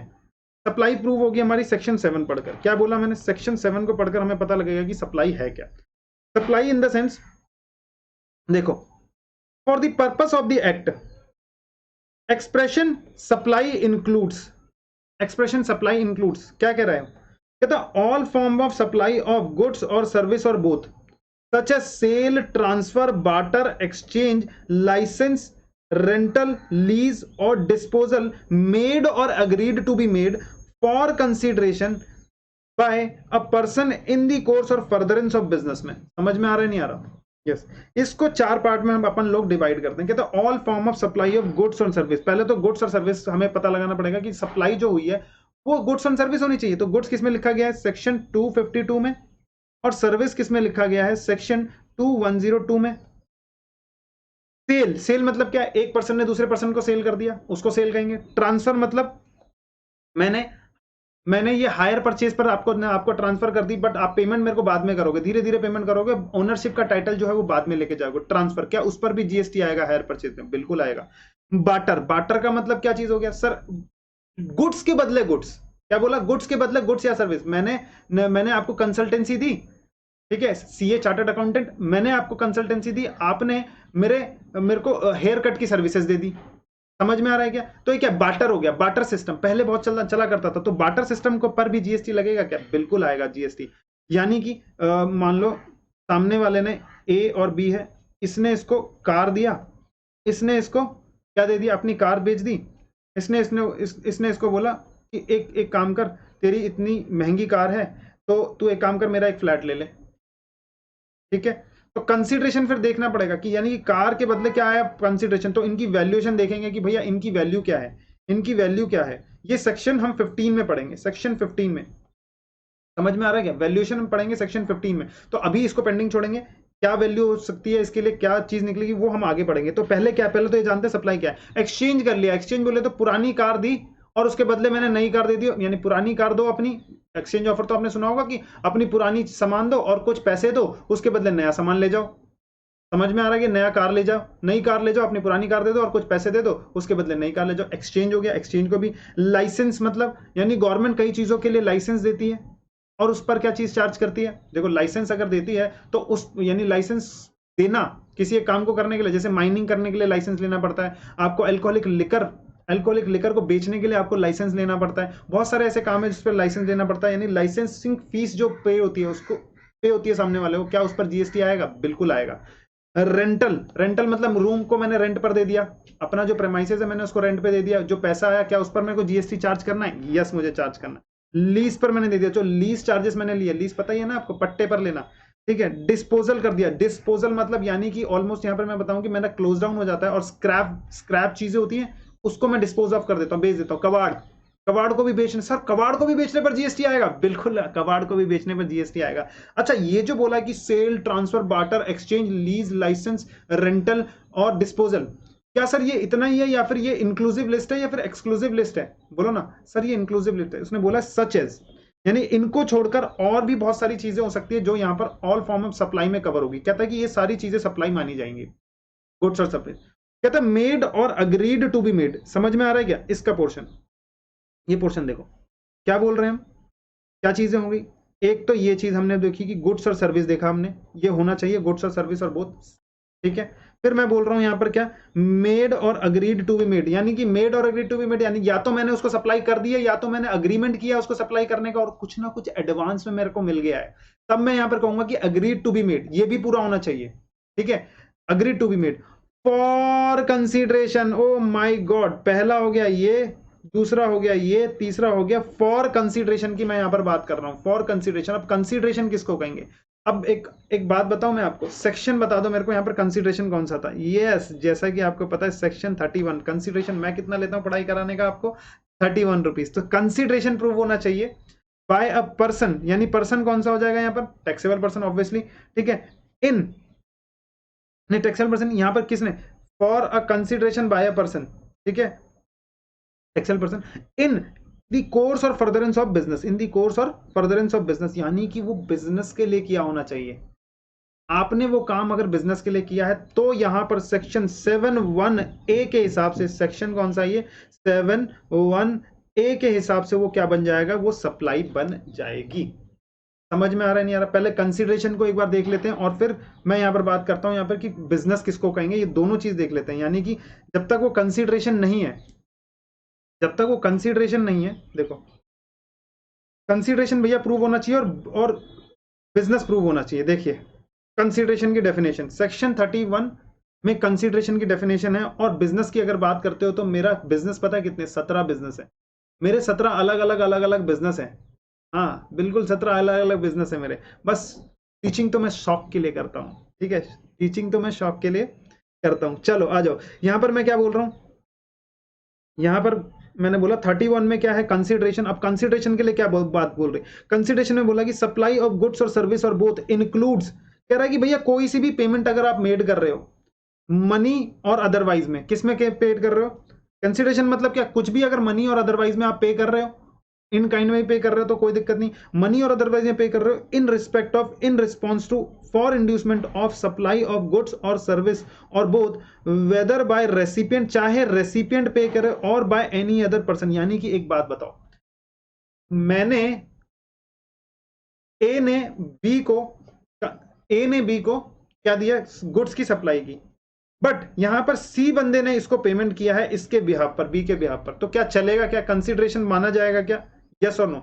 इस ट्रांजैक्शन के लिए कंसीडरेशन माना जाएगा क्या, बिल्कुल माना जा सकता है। ये बिल्कुल भी ऐसा नहीं है कि ए के लिए सामने वाले जिसको सप्लाई की गई है वही वही पे करे, उसके लिए अगर सामने वाले बंदे ने भी पे किया है तो भी उसको कंसीडरेशन माना जाएगा इस पर्टिकुलर ट्रांजैक्शन के लिए। समझ में आ रहा है कि यही लिखा हुआ है, recipient or by any other person shall not include any subsidy or by the central government or state government, central government state government से जो भी सब्सिडी आएगी वो नहीं। कह रहा है कि भाई गुड्स और सर्विस आपने दी है, उसके संदर्भ में आपने मनी पे किया है, इन रिस्पेक्ट ऑफ, मैंने आपको गुड्स दिया उसके रिस्पेक्ट में आपने मुझे, मैंने कोई सर्विस दी उसके रिस्पेक्ट में आपने क्या दे दिया, उसके रिस्पेक्ट में आपने मेरे को कंसीडरेशन दिया, या फिर मैंने आपको कोई सर्विसेज दे दी उसके रिस्पांस में आपने मेरे को कोई, आपने उसके रिस्पांस में मेरे को कुछ पेमेंट कर दिया, ठीक है, मैंने आपके लिए कुछ काम किया उसके लिए आपने मेरे को पेमेंट कर दिया उस इन रिस्पॉन्स।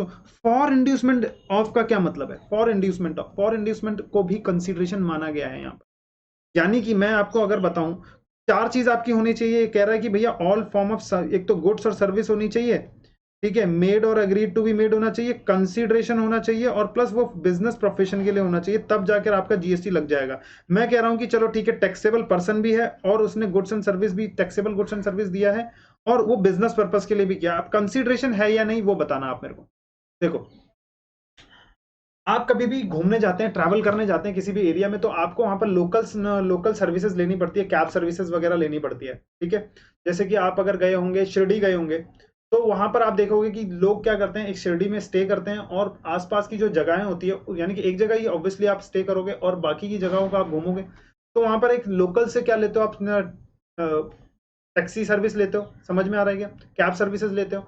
तो आप कहते हो कि भैया ये जगह मेरे को घुमा दे, तो जब वो आपको लेकर चलता है, तो जब वो आपको लेकर जाता है तो आपको याद होगा कि आप कहीं पर भी उसको बोलो कि सर मुझे भूख लग रही है, ड्राइवर भाई साहब मुझे भूख लग रही है आप यहाँ पर रोक दो, तो वो रोकेगा नहीं, आपको रोकेगा नहीं, वो कहेगा सर 5 मिनट रुकिए, 10 मिनट रुकिए या 15 मिनट रुकिए, मैं आपको एक अच्छे होटल में लेकर जा रहा हूँ, वहां पर डिलीशियस आपको फूड मिलेगा। वहां ये तो सर बेकार है, बेकार खाना देते हैं, यहाँ पर नहीं। अब एक बात बताओ, वो ऐसा क्यों करता होगा, याद आ रहा है क्या? वो ऐसा क्यों करता होगा? सर बिल्कुल सही है कि उसको सर कमीशन मिलता होगा और सर उसको खाना भी फ्री में मिलता होगा। अब मैं बात कर रहा हूं कि एक पर्टिकुलर होटल पे वो लेकर गया, एक पर्टिकुलर होटल पे लेकर गया जहां पर ड्राइवर को इस रेस्टोरेंट ने फ्री में खाना दिया। अब क्या ये, अब मान लो कि ये जो रेस्टोरेंट है, रेस्टोरेंट जो है वो रेस्टोरेंट रजिस्टर्ड पर्सन है, इसने फूड दिया। फूड क्या गुड्स है? यस फूड गुड्स है। फूड यानी टैक्सेबल गुड्स एंड सर्विस की, और अपने बिजनेस पर्पस के लिए दिया, बिल्कुल बिजनेस पर्पस है उसका, इसलिए वो उसको फूड दे रहा है। लेकिन क्या वो कह रहा है कि मैंने तो इस बंदे को फ्री ऑफ कॉस्ट में खाना दिया है, मैं सामने वाले से कैसे जीएसटी भरूं? देखो जीएसटी किसको भरना है सर? रेसिपिएंट को भरना है या सप्लायर को भरना है? Sir supplier. सप्लायर कौन है यहाँ पे? बता दो। रजिस्टर्ड पर्सन, यानी रेस्टोरेंट जो है वो सप्लायर है। रेस्टोरेंट को क्या भरना पड़ेगा? रेस्टोरेंट को भरना पड़ेगा जीएसटी। ठीक है, अब वो सामने वाले से ले या ना ले, लाइबिलिटी किस पर है? सप्लायर पर है। मैंने अगर कोई सप्लाई की है तो लाइबिलिटी मुझ पर है, सामने वाले से गवर्नमेंट कुछ भी नहीं बोलेगी। समझ में आ रहा है क्या? अब मुझ पर जैसे ही लाइबिलिटी आ गई, तो मैंने अगर सामने वाले से नहीं लिया है तो सामने वाले से मुझे लेना पड़ेगा। अगर मान लो अब मैं फ्री ऑफ कॉस्ट में उसको दे रहा हूं, मैंने कहा कि मैं फ्री ऑफ कॉस्ट में दिया है उसको, तो मैं तो कोई वैल्यू ही चार्ज नहीं की, तो मैं जीएसटी काहे को दूं? तो एक बात बताओ, अरे एक बात बता, जो ढाबे वाले या रेस्टोरेंट वाले से पूछा कि एक बात बता मुझे, तू क्या ये सबको देता है क्या फ्री में? जो बंदे आते हैं तेरे पास खाने, सबको फ्री में देता है क्या? इस बेकारी बंदे को तू फ्री में दे रहा है, चलता है, इसको अगर तू फ्री में दे रहा चलता है, ठीक है, लेकिन तू क्या सबको फ्री में देता है? क्यों देना, तू किसी और को फ्री में दे, इस बंदे को क्यों फ्री में दे रहा है? क्योंकि ये आपके लिए कस्टमर लेकर आ रहा है। तो क्या जो कस्टमर को लेकर आना है और उसके बदले में फूड देना, समझ में आ रहा? उसके बदले में मेरा फूड देना फ्री, क्या ये इन दोनों का रिलेशन है या नहीं है? बिल्कुल रिलेशन है। तो इसमें बोला गया कि for inducement of supply of goods and service, उसके लिए वो सामने वाला क्या कर रहा है? उसको कंसिडरेशन, यानी कि जो लेकर आ रहा है उसको कंसीडरेशन माना गया है। उसको बोला गया कि जो वो लेकर आ रहा है ना, तेरे लिए काम कर रहा है, वो जो कस्टमर को लेकर आ रहा है, उसको बोला गया कि वो कंसीडरेशन माना जाएगा। तो यानी कि अगर मैंने फ्री में भी उसको क्या दिया है?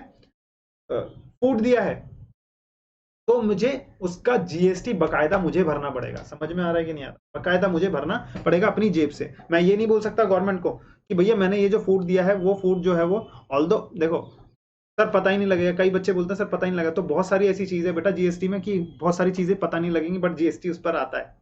ठीक है, आपने आपने अपने ऑफिस का लैपटॉप अगर अपने प्रोजेक्ट बनाने के लिए ले लिया ना, स्कूल प्रोजेक्ट बनाने के लिए अपने फादर साहब से ले लिया, आपके फादर का बिजनेस है और वो रजिस्टर्ड पर्सन है, उनके लैपटॉप जो बिजनेस लैपटॉप है उसको लेकर आपने अपना प्रोजेक्ट बना दिया, तो जीएसटी लॉ कहता है कि आपको उस पर भी जीएसटी पे करना है। लेकिन इसको पकड़ेगा कौन? तो बहुत सारी ऐसी चीजें होती है जो पकड़ नहीं सकते, जो कैश में ट्रांजेक्शन होती है हमारी, उनको पकड़ नहीं सकते। ठीक है, तो लेकिन हम यहाँ पर क्या कह रहे हैं, मैंने शो किया है, हम यहाँ पर कैश की बात नहीं कर रहे और हम एक जेन्युइन पर्सन है, हम हर चीज शो करके चलते हैं। ठीक है, चलिए अब मैं यहां पर क्या कह रहा हूं कि monetary value of any act और forbearance. Monetary value of any act और फॉरबेरेंस का मतलब क्या है?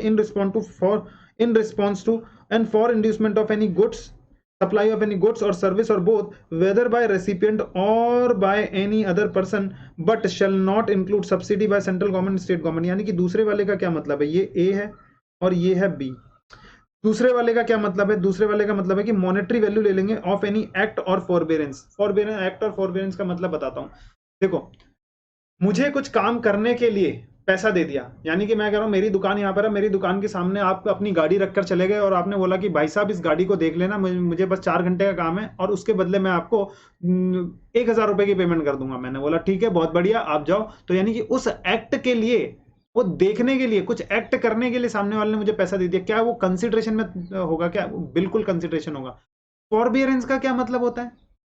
फॉरबियरेंस का यानी कि समझो कि मैंने एक एग्जांपल देता हूं कि ऊपर वाले माले में आपका क्या है, घनाघन क्या चल रहा है? कंस्ट्रक्शन चल रहा है। कंस्ट्रक्शन बोले तो जो रिपेयरिंग का जो ऊपर वाला फ्लैट जो है वो बिका है, अब बिल्डर ने बेच दिया ऊपर वाला फ्लैट, और जो सामने उसका क्लाइंट है वो कह रहा है कि मुझे 5 दिन में ये पूरा का पूरा फ्लैट रेडी चाहिए। तो दिन रात उस पर काम चल रहा है, इंटीरियर का काम चल रहा है दिन रात। देखो रात में तो कंस्ट्रक्शन वैसे ही बंद होती है, तो आप लोगों को भैया बर्दाश्त करनी पड़ेगी वो चीजें। तो आप क्या करते हो? उसको कंप्लेन करते हो, तो वहां पर बिल्डर बोलता है भाई रुक, मैंने तेरा इंटीरियर देखा है, तेरा इंटीरियर कुछ खास नहीं है, तो एक काम कर, वो चीज होने दे, कंप्लेन मत कर। ठीक है, फॉरबेरेंस, यहाँ पर फॉरबेरेंस हो रहा है, कंप्लेन मत कर, मैं तेरे को फ्री में तेरा इंटीरियर करके दूंगा। तो अब बिल्डर ने जो सप्लाई किया है अपना मटेरियल और अपनी सर्विसेज दी हैं सामने वाले को, क्या उससे कोई कंसिडरेशन लिया है? बिल्कुल, फॉरबेरेंस को भी यहाँ पर कंसिडरेशन माना गया है। और बिल्डर ये नहीं कह सकता कि मैंने तो उससे कुछ चार्ज ही नहीं किया, फ्री ऑफ कॉस्ट में किया, ना भैया ना, तूने उसका, सामने वाले ने तेरे को क्या दिया है? फॉरबेरेंस दिया है। फॉरबेरेंस को भी हम कंसिडरेशन मानेंगे। यानी कि तो अब जब तू जो गुड्स तूने सप्लाई की है तो उसकी जो मॉनेटरी वैल्यू है, मॉनेटरी वैल्यू यानी कि किसी और को अगर तू देता तो जितना कितना चार्ज करता, तो कहता कि मैं 1 लाख रुपए चार्ज कर, तो 1 लाख रुपए उसकी वैल्यू हो गई। उस पर जो मान लो कि 12% के हिसाब से तेरे को जीएसटी भरना है, 10% के हिसाब से तेरे को जीएसटी भरना है। किसको बोल रहे हैं? बिल्डर को, क्योंकि बिल्डर सप्लायर है। कंसिडरेशन उसको माना गया है। बोलो बात समझ रहे हो या नहीं समझ रहे हो? बिल्कुल समझ गए, यस सर। अब वो कह रहा है कि जो भी सब्सिडी बाय गवर्नमेंट और स्टेट गवर्नमेंट होगी उसको हम कंसिडरेशन नहीं मानेंगे। कभी कभी क्या होता है, जैसे अब मैं बोलूं कि सोलर पैनल हो गया, सोलर पैनल को प्रमोट करने के लिए अब सप्लायर क्या करता है? सोलर पैनल बेचता है, इलेक्ट्रिक बाइक बेच रहा है या इलेक्ट्रिक व्हीकल बेच रहा है। तो गवर्नमेंट यहां पर क्या कहती है? कहता है इलेक्ट्रिक व्हीकल की कॉस्ट कितनी है? कह रहा है कि तू कितने बेच रहा है? मैंने बोला 5 लाख में। कहता 5 लाख तो लोग खरीदेंगे नहीं इसको, 5 लाख में नॉर्मल वाली बंदे खरीद लेंगे, मतलब नॉर्मल व्हीकल खरीद लेंगे वो लोग। तो एक काम करता हूं, सेंट्रल गवर्नमेंट इस चीज को प्रमोट करने के लिए कहता है कि मैं तेरे को अपनी तरफ से 2 लाख रुपए देते हैं, तू यहां पर क्या कर ले? 3 लाख रुपए ही सामने वाले से चार्ज कर। समझा या नहीं समझा? बोलो ना। सामने वाले से कितना चार्ज कर? 3 लाख। तो यहां पर सब्सिडी कितनी मिली उसको? सर सब्सिडी मिली 2 लाख रुपए की इसको। तो 2 लाख पर भी क्या जीएसटी आएगा क्या? ना भैया ना, उसको कंसिडरेशन ही नहीं माना गया। किस पर जीएसटी आएगा? सिर्फ और सिर्फ 3 लाख पर, जो उसने सामने वाले से चार्ज किया है, रेसिपिएंट से चार्ज किया है। समझ रहे हो? तो यही बोला गया कि यानी दोनों चीजों के में उसने बोला कि सब्सिडी बाय सेंट्रल गवर्नमेंट और स्टेट गवर्नमेंट। अच्छा, सब्सिडी बाय अगर कोई मान लो रिलायंस कंपनी अगर सब्सिडी दे देती है, कहते रिलायंस कंपनी कहता है, या फिर टाटा, टाटा में आपको पता है कि जो मालिक है रतन टाटा जी, वो बहुत ही क्या क्या करते हैं? सोसाइटी को क्या दे रहे हैं? जैसे बोलते हैं ना, give back to the society. बहुत सारी चीजें वो सोसाइटी के लिए कर रहे हैं, अच्छी अच्छी चीजें कर रहे हैं, उनकी चैरिटी होती है बहुत सारी। तो वो क्या कहते हैं कि मैं इस चीज को प्रमोट करने के लिए ये क्या दे रहा हूं, मैं इसको सब्सिडी दे देता हूँ, प्राइवेट ऑर्गेनाइजेशन। तो क्या वो उस पर जीएसटी आएगा? नहीं आएगा, बिल्कुल वैल्यू पे आएगा, क्योंकि वो सेंट्रल गवर्नमेंट या स्टेट गवर्नमेंट की सब्सिडी नहीं। प्रोवाइडेड, यहां पर एक और चीज लिखा है, प्रोवाइडेड कहता है कि deposit given in respect of supply of goods और सर्विस और both shall not be considered as payment made for such supply unless the supplier apply such deposit for as consideration for the said supply. मतलब क्या हो गया? कह रहा है कि भैया जो डिपॉजिट है, जो डिपॉजिट है, उस डिपॉजिट है उसको हम कंसिडरेशन नहीं मानेंगे। कह रहा है कि जो डिपॉजिट के तौर पर आपने, जैसे कि मैं बोलूं, मैंने आपका प्रेमाइसेस रेंट पर लिया, तो आप मुझसे क्या चार्ज करते हो? कहते हो कि भैया पहले 2 महीने, सर आप पहले 2 महीने की तो पहले सिक्योरिटी डिपॉजिट दे दो, और उसके बाद 1 महीने का रेंट आप एडवांस में पे कर दो। तो ये जो रेंट पे कर रहा हूं मैं, इस पर तो सर जीएसटी आएगा, क्योंकि ये मेरी एप्लीकेशन होगी रेंट। लेकिन 2 महीने का जो आपने एडवांस है, this is the refundable advance, नहीं डिपॉजिट। डिपॉजिट मतलब सिक्योरिटी डिपॉजिट का मतलब क्या हो गया? कहीं आज या कल आप मेरे को वापस करोगे जब मैं आपका प्रेमाइसेस खाली करूंगा तो, ठीक है। तो क्या इस पर जीएसटी आएगा? नहीं आएगा। जो लैंडलॉर्ड है आपका, क्या वो अगर चार्ज कर रहा है आपसे ये जो सिक्योरिटी 2 महीने की जो सिक्योरिटी चार्ज की, क्या उस पर जीएसटी चार्ज करेगा वो आपसे? ना भैया ना, आपसे जीएसटी चार्ज नहीं करेगा, क्योंकि वो सप्लाई ऑफ सर्विस दिया उसने, रेंटल सर्विस दी है उसने। और यहां पर मैं बात कर रहा हूं, यहां पर जीएसटी की बात कर रहा हूं कि अगर जो रेंट मैंने पे किया है, which is the application of payment, बोल सकते हैं ना कि applied such deposit for consideration, consideration के तौर पर मैंने वो दिया है, यानी कि मैं उसका यूज कर रहा हूं एज कंसिडरेशन, मैंने उसको क्या दिया है? रेंट पे किया। क्या उस पर जीएसटी आएगा? बिल्कुल उस पर जीएसटी आ जाएगा, ठीक है। तो डिपॉजिट्स पर कभी भी क्या नहीं आता? कंसिडरेशन नहीं आता। जैसे कि आपको पता होगा, यहाँ पर जियो का एग्जाम्पल एक आपको पता होगा कि 2017 के आसपास जियो ने बहुत सारे फोन दिए थे, और फोन जब दिए थे तो उन्होंने बोला था कि ये जो पैसा मैं सेल कर रहा हूँ, ये सेल कंसिडरेशन नहीं है, दिस इज द डिपॉजिट। जब वो मेरे को अपना फोन देंगे 1 साल 2 साल बाद, मैं उसको उनका जो डिपॉजिट है वो क्या करूंगा? वापस कर दूंगा। तो डिपॉजिट के तौर पर यहाँ पर उन्होंने क्या ले लिया था? बहुत सारे, ये प्रोविजन उसके वहां से आया था, उन्होंने बहुत सारा पैसा अंदर किया जियो ने, और उस पर क्या नहीं लगे? जीएसटी नहीं लगा। बात समझ में आ रहा है नहीं आ रहा? यस सर, बात समझ में आ गया है। चलिए, अब यानी कि कंसीडरेशन पूरा हो गया। देखो क्या क्या चीजें होगी, टैक्सेबल पर्सन आपको समझ में आ गया, गुड्स और सर्विस आपको समझ में आ गई, made or agree to be made, और कंसीडरेशन आपको समझ में आ चुका है। है। कंसिडरेशन भी आपको समझ में आ चुका है कि भैया कंसिडरेशन किसको कहने हैं, ठीक है। अब वो बिजनेस पर्पस के लिए होना चाहिए। जब तक वो बिजनेस पर्पस के लिए नहीं होगा, मान लो कि मैंने सामने वाले से मान लो कि मैं बोलूँ कि ए से मैंने एक इंटीरियर डेकोरेशन की सर्विस ली, और वो भी मैंने अपने घर के लिए इंटीरियर डेकोरेशन की सर्विस ली, ठीक है। समझ में आ रहा है कि इंटीरियर डेकोरेशन की सर्विस ली मैंने अपने घर के लिए। या फिर मैं कह रहा हूं कि मैं जो काम कर रहा हूं वो मेरा बिजनेस ही नहीं है, मैंने जो सप्लाई की है वो बिजनेस के तौर पर नहीं की है, ठीक है, बिजनेस के तौर पर नहीं की है। तो क्या क्या मतलब क्या है सर, इसका मतलब क्या है? जैसे कि मैं बोल रहा हूं, मेरे पास एक कार थी जो मैं यूज करता था, पर्सनल कार। अब पर्सनल कार पुरानी हो गई, मैंने सामने वाले को बेच दी, बी बंदे को बेच दी, ए ने बी को बेच दिया, सामने वाले को बेच दिया, ठीक है। देखो ये लगने के लिए क्या होना कि बिजनेस एंटिटी को जीएसटी लेना है, बिजनेस एंटिटी को, हाउस होल्ड एंटिटी को जीएसटी नहीं लेना है। यहां पर क्या बोला कि ए के पास अपनी पुरानी कार सेल कर दी बी को, और उसके बदले में पैसा ले लिया। बोलो जीएसटी आएगा क्या? ना बाबा ना, जीएसटी नहीं आएगा। क्या उसने अपने बिजनेस की कार बेची है क्या, यानी बिजनेस पर्पज के लिए बेची है कि? ना भैया ना, ये बिजनेस पर्पज नहीं था, तो इसलिए जीएसटी नहीं आएगा। या फिर ए की वाइफ थी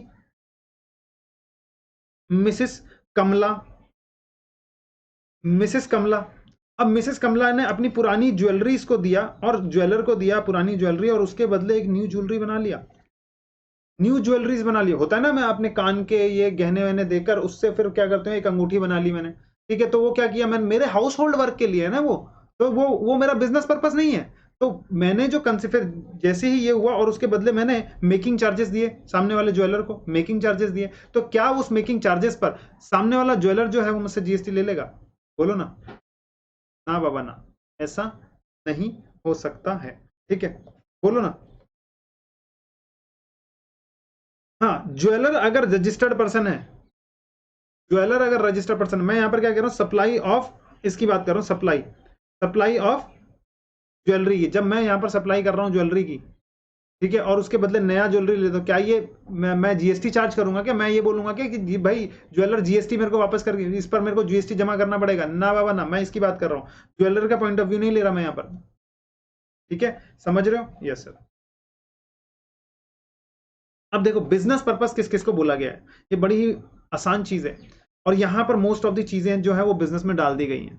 समझ में आ रहा है? देखो कह रहा है कि बिजनेस का मतलब क्या है, कह रहा है any trade, commerce, manufacturing, profession, vocation और एडवेंचर और वेजर, इन सभी सिमिलर काइंड ऑफ चीजों, चाहे आप उसको पिक्यूनरी बेनिफिट के लिए करें या नहीं करें, यानी ट्रेड करें, कॉमर्स करें, trade, commerce, manufacturing, profession, vocation, adventure, wager, ये सारी चीजें अगर आप करते हैं तो इसको आपका क्या माना गया है? बिजनेस माना गया है। ट्रेड, कॉमर्स, मैन्युफैक्चरिंग करते हैं उसको, और फिर प्रोफेशन है आपका कुछ, वोकेशन मतलब यानी कि एडिशनली मेरा प्रोफेशन है, मतलब मैं जो चाहता हूं, पसंद करता हूं करना, जैसे कि जैसे सलमान खान हो गया, सलमान खान का प्रोफेशन है एक्टिंग करना, ठीक है, बट वो वोकेशन उसका क्या है, वो पेंटिंग भी करता है, वो उसके लिए वोकेशन हो गया। तो वोकेशन को भी उसका बिजनेस प्रोफेशन बना दिया गया है क्या? यस। यानी कि अगर सलमान खान ने अपनी पेंटिंग बनाई और देखो एक्टिंग की, और उस पर सामने एक्टिंग सर्विसेज दी, और सामने वाले उस पर जीएसटी लगाएगा नहीं लगाएगा? बिल्कुल लगाएगा, सामने वाला उस पर जीएसटी देगा, ठीक है, एक्टिंग सर्विसेज पर। तो अब मैं यहां पर क्या बोल रहा हूं, सर्विसेज अगर जो दे दी उसने, सर्विसेज अगर दे दी उसने, तो उस पर तो जीएसटी आता है, उस पर एप्लीकेबिलिटी हो जाएगी जीएसटी की, ठीक है।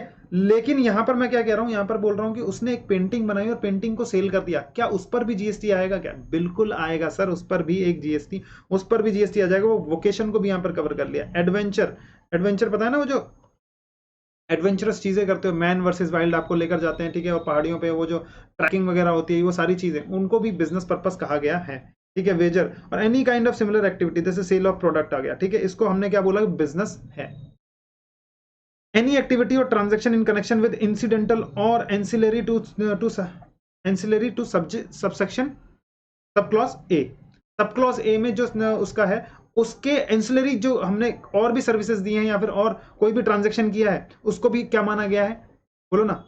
जैसे कि मैं कह रहा हूं कि बिजनेस किया और स्क्रैप को मैंने यूज्ड आर्टिकल को मैंने बेच दिया, सेल ऑफ स्क्रैप, बिजनेस करता हूं मैं, ऑल्दो मेरा बिजनेस नहीं है सेल करना, मैंने न्यूज़पेपर सेल कर दिया, पड़े हुए थे न्यूज़पेपर सेल कर दिए, मैंने कुछ खाली जो बॉटल्स होते हैं, केन्स होती हैं, उनको सेल कर दिया, पैसा ले लिया, ठीक है, तो क्या उस पर भी जीएसटी में मुझे चार्ज करना पड़ेगा? बिल्कुल चार्ज करना पड़ेगा सर, बिल्कुल चार्ज करना पड़ेगा आपको। ठीक है, एक्टिविटी और transaction in the nature of सब क्लॉज ए। सब क्लॉज ए क्या बोलता, कहता ट्रेड, कहता कि भैया trade, commerce, manufacturing, manufacture, profession, vocation, wager, ठीक है, एडवेंचर, ये सारी चीजें, वेदर और not there is a volume, frequency, continuity और रेगुलरिटी, इन सब चीजें, ये सब चीजें हैं या नहीं है मैटर नहीं करता। मतलब क्या है सर यहाँ पर? मतलब ये है कि मान लो कि मैं लैपटॉप बेचने का मेरा बिजनेस है, आप आए मेरे पास लैपटॉप बेचने के लिए, उसने बोला सर आप ना इस पर मेरे को खाली लैपटॉप मत दो, इस पर ना मेरे को विंडो इंस्टॉल करके दो। अब देखो, विंडो इंस्टॉल करना मेरा काम नहीं है, बट मैंने आपको विंडो इंस्टॉल करके दिया और उसके लिए सेपरेटली मैंने 500 रुपए चार्ज कर लिया, सेपरेटली मैंने उसके लिए 500 रुपए चार्ज कर लिया, तो क्या उस पर भी जीएसटी आ जाएगा या नहीं आ जाएगा? बिल्कुल सर, उस पर भी जीएसटी आ जाएगा, क्योंकि वो भी माना जाएगा कि वो मैंने बिजनेस पर्पस के लिए किया है। कोई भी एक्टिविटी और ट्रांजैक्शन जो कि इन द नेचर ऑफ कोई सी भी, चाहे, अच्छा सर मैं अगर कहूँ, अच्छा ये क्या है, क्योंकि ये इंसिडेंटल और रिलेटेड है उससे, क्या बोल रहे हैं, इंसिडेंटल और एंसिलरी सर्विसेज है उसकी, एंसिलरी सर्विसेज है। तो जब मैंने ये एंसिलरी सर्विसेज दी हैं, क्योंकि मार्केट में ऐसे लोग करते हैं, ठीक है, हर एक सप्लायर कर रहा है, अगर मैं नहीं करूंगा तो मेरा कस्टमर चला जाएगा, ठीक है, कस्टमर के, तो इसीलिए मैंने वो बिठा रखा है, वो काम करा रखा है कि भैया सर्विसेज देंगे और उसके बदले उससे चार्ज ले लेंगे। तो क्या उस पर भी जीएसटी आ जाएगा? बिल्कुल आ जाएगा। लेकिन सर अगर मैं बोलूं कि ये जो मैंने काम किया है तो मैं एक ही बार किया है, एक ही कस्टमर के लिए किया है, कोई मैटर नहीं करता, वॉल्यूम कोई मैटर नहीं करता, एक ही बार किया, फ्रीक्वेंसी कितनी बार किया कोई मैटर नहीं करता, एक ही कस्टमर के लिए कितनी बार किया फर्क नहीं पड़ता, एक बार किया 10 बार किया। कंटिन्यूटी, क्या मैं रोजाना यही कर रहा हूं या नहीं कर रहा हूं, कोई फर्क नहीं पड़ता। रेगुलरिटी ऑफ सच ट्रांजेक्शन, क्या था कि मेरे यहाँ पर ये जो ट्रांजेक्शन है ये हमेशा होती रहती है, या फिर सिर्फ एक ही बार हुई है साल में, कोई फर्क नहीं पड़ता है, आपको उस पर जीएसटी देना पड़ेगा। ठीक है, आप भले ही बोलते रहो कि ये मेरा बिजनेस नहीं है, बिजनेस नहीं है, लेकिन यहां पर डेफिनेशन में वो आपके बिजनेस में कवर कर दिया गया है। ठीक है, जैसे मिस्टर राघव एक फेमस एक्टर है, उसने पेंट कर दिया और सेल कर दिया उसको, उस पेंटिंग को सेल कर दिया, तो क्या उस पर भी ये क्वालिफाई कर जाएगा सप्लाई को? बिल्कुल क्वालिफाई कर जाएगा सप्लाई को, even it is one time occurrence, ये एंड वन टाइम अकरेंस ही क्यों ना हो। ठीक है,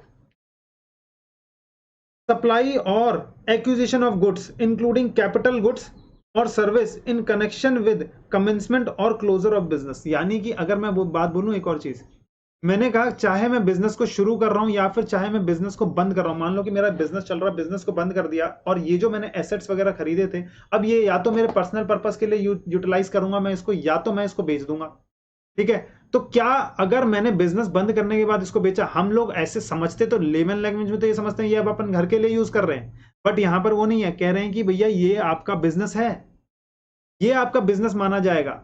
समझ में आ रहा नहीं आ रहा, ये बिजनेस पर्पस माना जाएगा आपका, यानी क्लोज डाउन पर भी अगर आपने अपने कैपिटल एसेट्स को बेच दिया, ठीक है, तो उसको क्या बोलेंगे हम, उसको यानी कि जैसे कि परचेज ऑफ कैपिटल एसेट्स और goods for intention to use in its business, so it is considered as business. Business के लिए उसका आ जाएगा ना, आईटीसी कैन बी अवेल्ड, उस पर क्या ले सकते हो आप, आईटीसी ले सकते हो। जैसे मैंने परचेज किया है, तो परचेज के लिए, वो बिजनेस पर्पस के लिए अगर मैंने कुछ परचेज किया है एसेट, तो उस पर मैं आईटीसी बुक कर सकता हूँ, कोई दिक्कत वाली बात नहीं है। और जब मैं उसको सेल करूंगा, जैसे मान लो कि मैंने क्लोज डाउन हो गया, अब क्लोज डाउन के वक्त मैं क्या करता हूँ, उसको सेल कर देता हूँ। समझ में आ रहा है क्या? अब जैसे ही मैंने उसको सेल कर दिया, तो एक बात मुझे बताओ, क्या वो मेरा बिजनेस है कि नहीं है? यस, वो बिजनेस है। कंसिडरेशन सामने वाले से ले लिया मैंने, मान लो बिजनेस लैपटॉप मैंने बेच दिया, सामने वाले से कंसिडरेशन ले लिया, क्या वो मेरा, बट मैंने क्लोज डाउन के वक्त किया है, कोई दिक्कत नहीं है, वो बिजनेस माना जाएगा as per the definition of 217। Business किस में है? 217 में, मेरे 17 बिजनेस है। कंसिडरेशन किस में? 31। मैं कंसिडरेशन कितना लेता हूँ? 31, यानी 231 में कंसिडरेशन। गुड्स किस में लिखा है, जल्दी से बता दो? 52 में, ठीक है, 252 में। अच्छा, 2102 में क्या लिखा हुआ है? सर्विसेज लिखी हुई है। सेक्शन 7 किसकी बात करता है? Section 7 of CGST act supply की बात करता है। क्या ये जो मैं याद कराता जा रहा हूँ वो याद कर लो, बस, ज्यादा याद करने की जरूरत नहीं है, हर एक सेक्शन को आपको याद करने की जरूरत नहीं है, जो मैं बोलता जाऊंगा, जो सेक्शन 22, सेक्शन 24, ये रेफरेंस में अभी मैंने याद करा दिया होगा। 22 में जो लिमिट्स दे दी गई है रजिस्ट्रेशन की, 24 में कंपलसरी रजिस्ट्रेशन का लिखा हुआ है कि किन किन को कंपलसरी रजिस्ट्रेशन लेना है। सेक्शन 25 में रजिस्ट्रेशन लेने का प्रोसीजर है। ठीक है ना, धीरे धीरे याद होता चला जाएगा, टेंशन लेने की बात नहीं है। चलो आ जाओ, कह रहा है कि भाई provision by club, association, society और एनी सच बॉडी कह रहा है कि किसके लिए फैसिलिटेट और बेनिफिट दे रहा है, किसको, अपने मेंबर को, फॉर सब्सक्रिप्शन और एनी अदर कंसिडरेशन, उनसे कंसिडरेशन चार्ज करता है। अगर कोई क्लब एसोसिएशन जैसे आरडब्ल्यू होता है, आरडब्ल्यू आपने सुना है कि आरडब्ल्यू अपने मेंबर को क्या दे रहा है, कुछ ना कुछ फैसिलिटी दे रहा है और उसके बदले में क्या ले रहा है, पैसे ले रहा है। तो क्या उसको भी बिजनेस पर्पस माना गया है? यस, बिजनेस पर्पस मान गया। लेकिन आप कहोगे कि सर आरडब्ल्यू का काम तो एक मतलब सोसाइटी को मेंटेन करना है, ये बिजनेस पर्पस कैसे है? हाँ, उसको बिजनेस पर्पस माना गया अगर उसने अपने मेंबर्स यानी कि जो सोसाइटी के अंदर जो रह रहे हैं ना, उनसे कलेक्शन करते हैं, जैसे 5,000 रुपए, 2,000 रुपए, एक हजार रुपए, ताकि वहां के रोड को मेंटेन किया जा सके, ताकि वहां के गेट वेट लगाए जा सके, ताकि वहां पे सिक्योरिटी गार्ड बिठाया जा सके। तो ये क्या करते हैं, इन ये सर्विसेज के लिए पैसा लेते हैं, तो उनको भी बिजनेस पर्पज। क्या सर जीएसटी लेना पड़ेगा उनको? क्या सर जीएसटी लगाएंगे वो मेंबर्स अगर पेमेंट करेंगे तो वैल्यू प्लस जीएसटी देते हैं? हाँ, जीएसटी देते हैं। सर हम तो नहीं देते सर, 2,000 रुपए हम भी पे करते हैं, 1,000 रुपए पे करते हैं। तो मैं बताऊं यहाँ पर क्या है, मैं बताऊं, आरडब्ल्यू रजिस्टर्ड नहीं होते कई जगह। तो अगर आरडब्ल्यू रजिस्टर्ड है, आरडब्ल्यू अगर रजिस्टर्ड है तो उनको जीएसटी चार्ज करना पड़ेगा। लेकिन एग्जेम्पशन नोटिफिकेशन यहां पर दी गई है कि मिनिमम टू मिनिमम कुछ एक लिमिट दी गई है, जो कि लिमिट थी 5,000 रुपए तक की। 5,000 रुपए तक का अगर पेमेंट ले रहा है तो उस पर कोई भी जीएसटी नहीं आएगा। ये एग्जेम्पशन नोटिफिकेशन है, यहां पर नहीं पड़ेंगे। तो मतलब यहां पर मैं बताना चाहता हूं, क्या वो बिजनेस है कि नहीं है? बिल्कुल बिजनेस है। यानी टैक्सेबल पर्सन ने सर्विसेज दी हैं, और वो भी क्या चीज होगी, supply of goods and service में से क्या है, सर्विस दी, उसके लिए क्या चार्ज सेपरेट, उसके लिए कंसीडरेशन चार्ज किया, और वो भी क्या चीज माना जाएगा, वो बिजनेस पर्पस मान लिया गया है। इसलिए सेक्शन 7(1)(a) के अंडर में वो क्या हो गया है, सप्लाई मान लिया गया है। और सप्लाई मानते ही उसको हम बोल देंगे वो जीएसटी उस पर लग जाएगा, अनलेस वो एग्जेम्पशन नोटिफिकेशन के दायरे से बाहर नहीं हो जाता है। ठीक है, चलो अब मैं यहां पर कह रहा हूं कि admission to a consideration, admission to a consideration, मान लो कि admission to a consideration of consideration of person to any premises, मतलब क्या है, for a consideration of person. PVR अपने सिनेमा हॉल के लिए टिकट्स चार्ज करते हैं कि, या फिर कोई ड्रामा कंपनी ड्रामा कर रही है, जैसे थिएटर्स हो गए, वो क्या करते हैं, अपने टिकट्स चार्ज कर रहे हैं। या फिर कोई फेस्ट होता है, अपने कॉलेज का फेस्ट होता है और कॉलेज के फेस्ट में टिकट्स वो सेल होती है, तो क्या उसको भी बिजनेस पर्पस माना गया? बिल्कुल उसको बिजनेस पर्पस माना। कह रहा है कि भैया किसी भी प्रीमाइसेस की एंट्री के लिए अगर पैसा चार्ज किया गया तो उसको बिजनेस पर्पस मानेंगे। समझ में आ रहा है, नहीं आ रहा? उसको बिजनेस पर्पस मानेंगे, ये याद रखना। अब कॉलेज का फेस्ट हो रहा है, उसके लिए हमने एक्टर बुलाया हुआ है, उसको देखने के लिए हमने बोला टिकट सेल करते हैं, पता है ना कॉलेजेस के ऐसा ऐसा होता है, तो टिकट सेल करते हैं, बाहर के लोग आते हैं, उनको उनसे मीट करते हैं और वो क्या टिकट्स खरीदते हैं उनके, तो कॉलेज वाले, तो क्या वो जीएसटी पे करना है? कॉलेज वालों जीएसटी भी लेंगे क्या? बिल्कुल, जीएसटी भी चार्ज करना पड़ेगा। समझ में आया नहीं आया? यस, चलिए, service supplied by, service supplied by person as a holder of an office, as a holder of an office which has been accepted by him in course or furtherance of his trade profession or vocation, trade profession or vocation. A practicing cost accountant is giving service to a company as director। समझ में आ गया कि नहीं? ये chartered accountant जो है वो practice कर रहा है। अब प्रैक्टिस क्या, उसने अपना एक ऑफिस होल्ड कर रखा है, बिल्कुल होल्ड कर रखा है, और वो अब कंपनी में क्या है, एक डायरेक्टर है। और तो डायरेक्टर क्या करते हैं, सिटिंग फीस लेते हैं, सामने वाले से कंपनी से सिटिंग फीस लेते हैं, बिल्कुल लेते हैं, सिटिंग फीस लेते हैं, और अपनी सर्विसेज जो है वो कंपनी को देते हैं। ठीक है, अपनी सर्विसेज जो है वो कंपनी को देते हैं। क्या उस सिटिंग फीस पर जीएसटी लगेगा या नहीं लगेगा? बिल्कुल लगेगा, क्योंकि इसको बिजनेस माना गया है। ठीक है, activity of race club including by way of totalisator. अब टोटलिसिटर का मतलब क्या हो जाएगा? कहता है कि race club, a licence book maker और activity of a licence book maker in such club. Now all the activities of race club are covered in business. क्या बोल दिया गया, समझ में आ रहा है क्या? कह रहा है कि जो रेस क्लब आपने देखा है, रेस क्लब्स जैसे घोड़ों की रेस होती है और रेस क्लब्स होते हैं, वहां पर एक रेस क्लब को एक ऐसा ना आपने बोर्ड देखा होगा।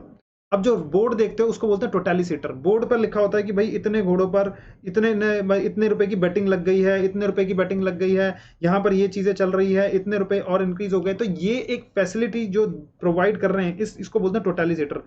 इसको मान लो कि एक्स वाई जेड लिमिटेड है, मान लो एक्स वाई जेड लिमिटेड ये रेस ऑर्गेनाइज करते हैं, और ये जो है ये सर्विस ले रहे हैं किसकी, ये किसकी सर्विस ले रहे हैं? ये ले रहे हैं एबीसी लिमिटेड की सर्विस, जो कि सर्विस कौन सा दे रहा है, ये टोटली सीटर की यहाँ पर इकट्ठा करता है और यहाँ पर बेटिंग वगैरह कलेक्ट करता है, बेटिंग कलेक्ट करता है सारी की सारी, और यहाँ पर सारी कुछ ये फैसिलिटीज दिखाता है। वो कहता है, शो करता है लोगों को कि इतनी बेट लग गई है, इस घोड़े पर इतनी बेट लग गई है, इस घोड़े पर इतनी बेट लग चुकी है। समझ में आ रहा नहीं आ रहा? या फिर आप अगर बोलोगे कि जो रेसलर्स होते हैं, रेसलिंग आपने देखी होगी, वहां पर बुक मेकर बोलते हैं उनको, जो बोलते हैं कि अच्छा इस वाले बंदे पर कौन दाव लगाता है, तो वो चिल्लाता रहता है, चिल्लाता रहता है, देखा होगा आपने, मूवीज वगैरह में देखते होगे। तो उसको भी बोला गया कि वो जो पैसा चार्ज कर रहा है, कहता वो अपनी सर्विसेज का अगर कोई पैसा चार्ज कर रहा है तो उस पर भी, उसको भी बिजनेस पर्पस माना जाएगा। और यहाँ इंक्लूडिंग यहाँ पर बोला है कि लाइसेंस बुक मेकर और कोई भी जो रेस क्लब की कोई भी एक्टिविटी है, यानी रेस क्लब की कोई भी एक्टिविटी, यहाँ पर देखो ये जो टोटली सीटर की एक्टिविटी है, इस ट्रांजेक्शन पर जीएसटी, इसको तो बिजनेस माना ही गया है। और रेस क्लब जो भी एक्टिविटी कर रहा है, उस पर भी, उसको भी बिजनेस पर्पस ही माना गया है। समझ में आया नहीं आया? यस, उस पर बिजनेस पर्पस माना गया है। और एनी एक्टिविटी और transaction undertaken by the central government and state government और local authority in which they are engage as public authority, यानी कि गवर्नमेंटल सर्विस पर, यानी गवर्नमेंट अगर कोई as a public authority involve हो रही है और वो आपसे फीस चार्ज कर रही है किसी चीज को करने के लिए, क्या वो बिजनेस पर्पस माना गया है? बिल्कुल उसको बिजनेस पर्पस माना गया है, बिल्कुल उसको बिजनेस पर्पस माना गया। जैसे कि डेथ सर्टिफिकेट बनाना, बर्थ सर्टिफिकेट बनाना, एज ए पब्लिक अथॉरिटी वो इन्वॉल्व है, ठीक है, वो आपसे चार्ज करती है फीस उस चीज का।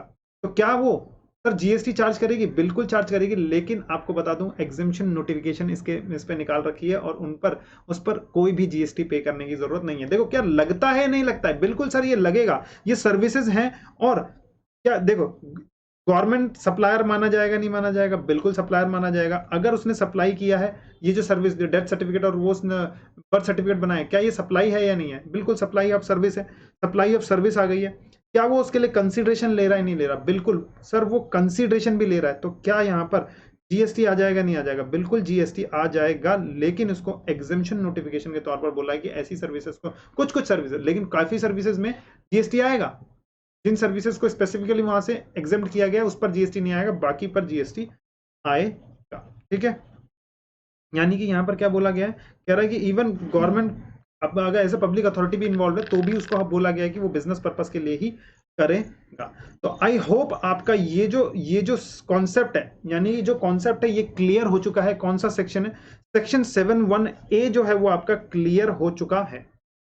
सेक्शन 7(1)(a) जो है वो आपका क्लियर हो चुका है। सेक्शन 7(1)(a) क्या कहता है? सेक्शन 7(1)(a) कहता है all form of supply of goods और service such as sale, barter, transfer, exchange, lease, rental, licence, disposal, ठीक है, मेड और अग्रीड टू बी मेड, या तो मैंने दे दिया या तो अग्री टू बी मेड में मैंने कंसीडरेशन लिया हो सामने वाले से मैंने क्या बोला कि एडवांस में, जैसे मैंने बोला कि अग्रीड टू बी मेड का अगर मैं बात करूं, मेड और अग्रीड टू बी मेड, तो सामने made and agreed to be made की अगर मैं बात करूं, अग्रीड टू बी मेड में मैंने उससे सामने से कुछ ना कुछ एडवांस लिया हो, तभी तो पता चलेगा ना कि मैंने अग्री किया है उससे। समझ में आ रहा है नहीं आ रहा? बोलो ना। तभी तो पता चलेगा ना कि मैंने उससे क्या किया है, कुछ ना कुछ अग्री किया है, ठीक है। मेड और अग्रीड टू बी मेड जैसी हो गया, तो मैंने उससे एडवांस लिया। तो यानी कि दो चीजें हैं, अगर मैं सप्लाई ऑफ गुड्स की बात करूं और उसमें मैंने एडवांस ले लिया, तो क्या इस पर जीएसटी आएगा? ना भैया ना, इस पर जीएसटी नहीं आएगा, इस पर जीएसटी नहीं आएगा।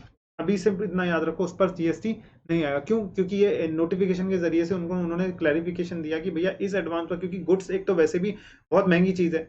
अब मान लो कि मैंने 2 करोड़ का, मान लो मैंने 1 लाख का गुड्स सप्लाई किया है किसी को, ठीक है, 1 लाख का गुड्स सप्लाई किया और उसकी कॉस्टिंग ही 80,000 है। अब 1 लाख के उसकी कॉस्टिंग 80,000 है, मैं कमा तो 20,000 रहा हूं। अब सामने वाले से मैं क्या बोलूंगा कि सामने वाले ने मुझे कुछ एडवांस में पेमेंट किया, मैंने सप्लाई नहीं किया, एडवांस में पेमेंट किया है उसने मुझे, ठीक है। तो एडवांस में मान लो 20,000 रुपए, कभी कभी क्या होता है कि मैंने उसने 50,000 रुपए भी अगर पे कर दिया, तो मैं उसका पोर्शन जो है वो जीएसटी, मैं उसको अगर बोलूंगा कि अगर उसमें भी जीएसटी मैं अलग इंक्लूड कर दूं, मान लो सामने वाले ने मुझे 50,000 रुपए दिए, तो उसमें मैं क्या जीएसटी भी दूंगा क्या गवर्नमेंट को? बोलो ना, क्या मैं उसमें जीएसटी का पोर्शन मुझे गवर्नमेंट को देना पड़ेगा? अरे बोलो ना भैया ना, ऐसा कभी नहीं होगा कि उसमें जीएसटी का पोर्शन आपको देना पड़ेगा। समझ में आ रहा है क्या? क्योंकि मैं भाई उससे, मेरे को खरीदना जो है माल, वो मैंने 80,000 का खरीद लिया, और सामने वाले ने मान लो कि वो कैंसिल कर दिया, फिर मेरा तो लॉस हो गया ना।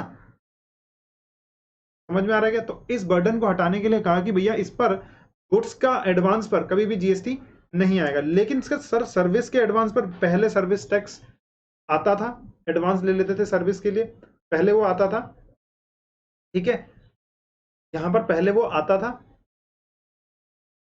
अभी भी जीएसटी आता है। यानी सर्विस के लिए अगर एडवांस लिया है आपने तो क्या जीएसटी आएगा? बिल्कुल आएगा। लेकिन सप्लाई ऑफ गुड्स के लिए अगर आपने एडवांस ले लिया, सप्लाई ऑफ गुड्स के लिए अगर एडवांस लिया है आपने, क्या उस पर जीएसटी आएगा? यानी जीएसटी गवर्नमेंट को जमा करना पड़ेगा सप्लायर को? ना बाबा ना, नहीं करना पड़ेगा। ये सारा कुछ यहाँ पर लिखा हुआ है नीचे। नीचे जब एक्सप्लेनेशन आप पढ़ोगे सब कुछ एक्सप्लेन करके दिया हुआ। देखो डिस्पोजल किसको कहेंगे, लाइसेंस किसको कहेंगे, ये सारी चीजें आपकी यहाँ पर लिखी हुई हैं। आप एक बार गो थ्रू कर लेंगे तो बिल्कुल सब तरीके से समझ में आ जाएगा। बुक अपने आप में एक एक्सप्लेनेटरी नोट्स की तरह है, आप इसको पढ़ेंगे आपको सब कुछ समझ में आने लगेगा। और मैंने जब एक्सप्लेन कर दिया तो आपको बेहतरीन तरीके से समझ में और आने लगेगा, ठीक है। तो सेक्शन 7(1)(a) में क्या क्या चीजें होनी चाहिए? देखो सबसे पहले जो supply of goods and service होना चाहिए, made or agree to be made, consideration होना ही चाहिए, कंसीडरेशन यहां पर होना ही चाहिए। देखो ये वाला जो सबसेक्शन था, ये क्लॉज ए, वो गुड्स और सर्विस दोनों के लिए था, ठीक है ना। कंसीडरेशन होना चाहिए, क्या ये बिजनेस पर्पस के लिए भी होना चाहिए? बिल्कुल बिजनेस पर्पस के लिए भी होना चाहिए। अब हम पढ़ते हैं सेक्शन 7(1)(b). सेक्शन 7(1)(b) सिर्फ और सिर्फ सर्विस की बात करता है। यहां पर ऊपर वाला क्या करता था? गुड्स और सर्विस दोनों की बात करता था। सेक्शन 7(1)(b) जो बात कर रहा है वो बात कर रहा है import of service for consideration whether और नॉट इन दी कोर्स और फर्दरेंस ऑफ बिजनेस। मतलब क्या हो गया? कह रहे हैं कि इंपोर्ट अगर आपने किया है कोई सर्विस बाहर से, यानी इंपोर्ट ऑफ सर्विस मतलब बाहर से सर्विसेज लेना, कंसीडरेशन आपने उससे लिया हो, और चाहे वो आपने बिजनेस पर्पस के लिए किया हो या ना हो, उससे कोई फर्क नहीं पड़ता है आपको। चाहे वो आपने बिजनेस पर्पस के लिए लिया है या नहीं लिया, कोई फर्क नहीं पड़ता आपको। आपको वो सप्लाई मान लिया, आपके लिए वो सप्लाई मान ली जाएगी। जैसे कि वो ट्रांजैक्शन जो है वो सप्लाई मान ली जाएगी, और जैसी सप्लाई मान ली जाएगी जीएसटी पे करना होगा। सर यहां पर तो जीएसटी फिर जो बंदा बाहर बैठा है वो सप्लायर है, उसको देना पड़ेगा क्या? वो यहां पर आके जीएसटी देगा क्या?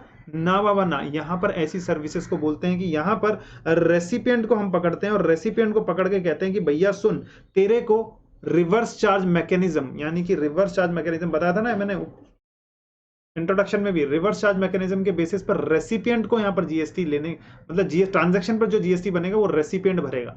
समझ में आ रहा है नहीं आ रहा? ट्रांजैक्शन पर जीएसटी भरेगा वो रेसिपिएंट भरेगा। यानी कि मान लो सप्लायर ने 100 रुपए प्लस जीएसटी 10% के हिसाब से 10 रुपीज का ये देता, वैसे बोलते हैं कि ये चार्ज करता है सप्लायर, और सप्लायर पे करता है गवर्नमेंट को, तो इसको बोलते हैं कि एफसीएम यानी फॉरवर्ड चार्ज मैकेनिज्म, या फिर बोल सकते हैं एनसीएम को बोल सकते हो आप, फॉरवर्ड चार्ज मैकेनिज्म, या फिर एनसीएम भी बोल सकते हो, इसको बोलते हैं नॉर्मल चार्ज मैकेनिज्म, दोनों में से कुछ भी बोल सकते हो। कहते हैं कि नॉर्मली कौन पे करता है? सप्लायर पे करता है, तो this is normal charge mechanism, ठीक है ना। लेकिन यहां पर इसके बदले में ये बोला कि भैया तेरे को सिर्फ सप्लायर को कितना पे करना है, रेसिपिएंट तेरे को सिर्फ 100 रुपए पे करना है, और जो 10 रुपए तू पेमेंट करने वाला था इसको, और ये जमा करने वाला था गवर्नमेंट को, ये वाले को हम रिवर्स कर देते हैं। इस पर अब लाइबिलिटी जो है वो रेसिपिएंट पर ही रख देते हैं, क्योंकि रेसिपिएंट तो इंडिया में है ना, तो उसको पकड़ना हमें आसान है। जैसे टीडीएस समझते हो ना, पेमेंट से पहले ही हम क्या करते हैं कि गवर्नमेंट को जमा कर दो, टीडीएस का कॉन्सेप्ट आता था। लेकिन टीडीएस एक अलग चीज होगी। अब यहाँ पर वैसे ही यहाँ पर इनडायरेक्ट टैक्सेशन में एक कॉन्सेप्ट निकाला गया है, क्या? Reverse charge mechanism. यहाँ पर रेसिपिएंट को पे करना है जीएसटी। समझ में आ रहा है कि नहीं आ रहा? बिल्कुल, यहाँ पर रेसिपिएंट को पे करना पड़ेगा जीएसटी, ठीक है। तो यहाँ पर पहले तो जीएसटी पे करने से पहले अब मैं क्या बोलूंगा, यहाँ पर पहले वो सप्लाई है या नहीं है, बिल्कुल बताओ। देखो सप्लाई होगा, मैं एक एग्जांपल ले रहा हूँ कि ब्रदर है, मतलब एबीसी एंड कंपनी है, एबीसी एंड कंपनी से मैंने अपने घर के घर की का इंटीरियर सर्विस की सर्विस ले ली, मतलब घर के लिए इंटीरियर डेकोरेशन की सर्विस ले ली, ठीक है। वो क्या कह, उसने मेरे को इंटीरियर करके दिया, कंपनी बाहर किया, और मैंने उसको कंसीडरेशन पे किया है। तो क्या मैंने इंपोर्ट ऑफ सर्विस किया? बिल्कुल इंपोर्ट ऑफ सर्विस किया। क्या मैंने कंसीडरेशन पे किया? बिल्कुल कंसीडरेशन पे किया। क्या वो बिजनेस पर्पस के लिए था? ना भैया, बिजनेस पर्पस के लिए नहीं था। तो क्या वो सप्लाई कहलाएगी या नहीं कहलाएगी? बिल्कुल सप्लाई कहलाएगी। कहां से? सेक्शन 7 7(1)(b) के हिसाब से वो सप्लाई कहेंगे। उसने बोला कि भैया यहाँ पर बिजनेस पर्पस के लिए करो या ना करो कोई फर्क नहीं पड़ता है। समझ में आ रहा है कि नहीं आ रहा? सेक्शन 7 इंपोर्ट ऑफ सर्विस को स्पेसिफिकली किस में कवर किया गया है? इंपोर्ट ऑफ सर्विस को कवर किया गया है बिजनेस में, यानी कि इंपोर्ट ऑफ सर्विस किया और कंसीडरेशन मैंने दिया है, कंसीडरेशन मैंने दिया है, उसको कंसीडरेशन इन्वॉल्व है उसमें। कंसीडरेशन अगर मैंने दिया है तो उसको बोलेंगे कि सप्लाई ऑफ सर्विस मान लिया जाएगा, उसको सप्लाई मान लिया जाएगा। ठीक है, यानी कि ऊपर वाले में ये वाला जो है वो गुड्स और ये वाला होता है सर्विस के लिए, सेक्शन 7(1)(b) जो है वो सर्विस के लिए है, और दोनों में ही कंसीडरेशन होना बहुत जरूरी।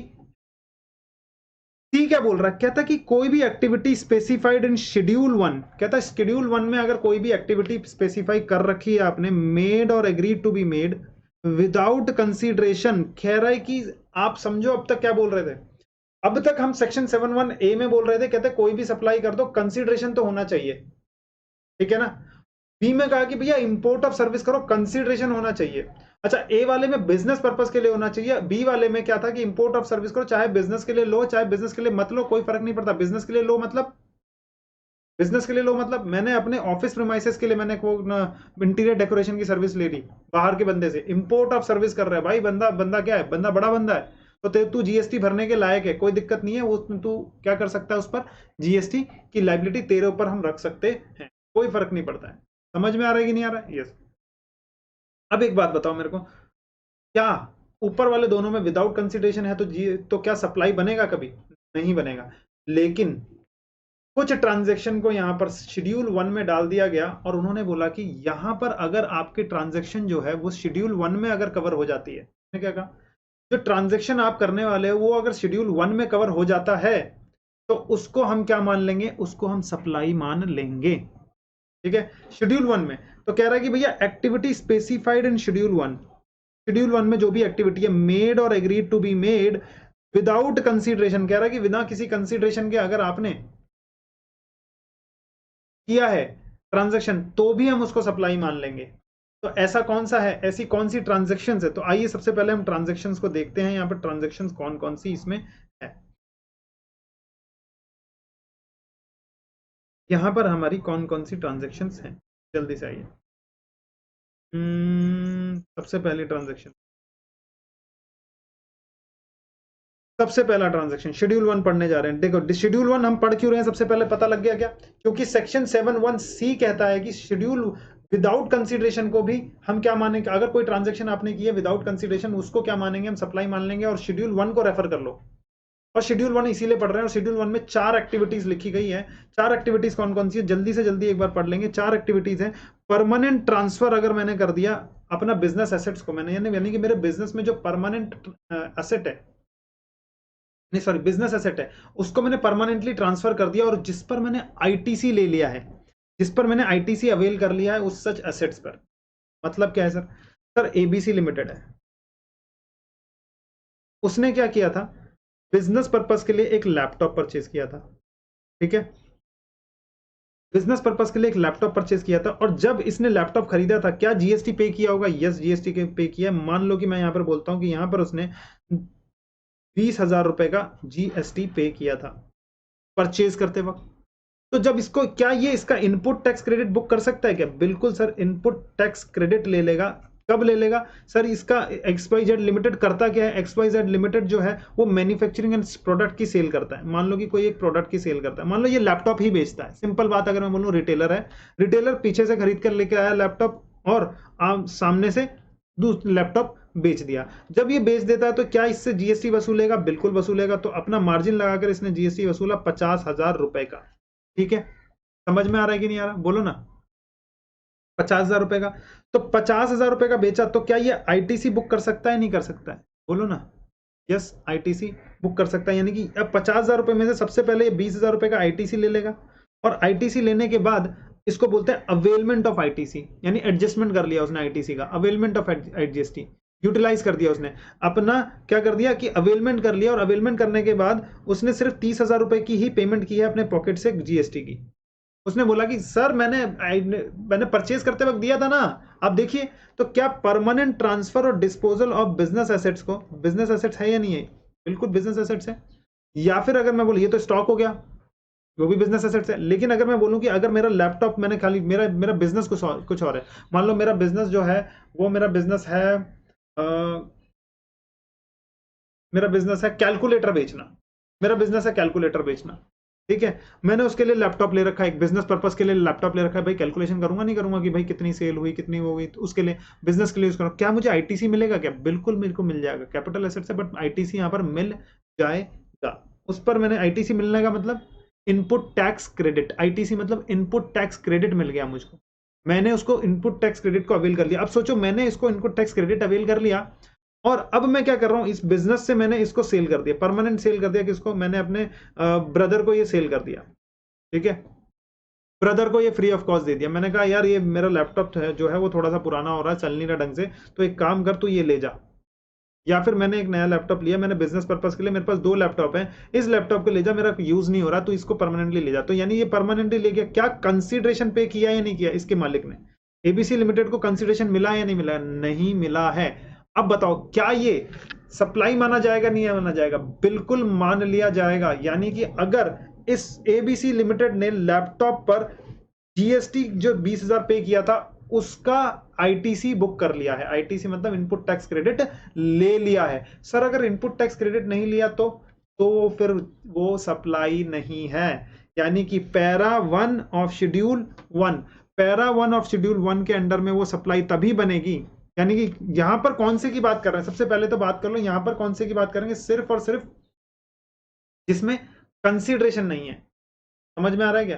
कंसिडरेशन नहीं है। सेक्शन 71 ए बी सी, ए और बी में कंसिडरेशन होना को मांगता है, और सी में कंसिडरेशन नहीं भी हो। यानी कि जैसे ही अगर कोई ट्रांजैक्शन सामने आती है और आपको पता लगता है कि ये इस पे कंसिडरेशन तो है नहीं, तो आप ये नहीं बोल सकते कि उस पर जीएसटी नहीं आएगा।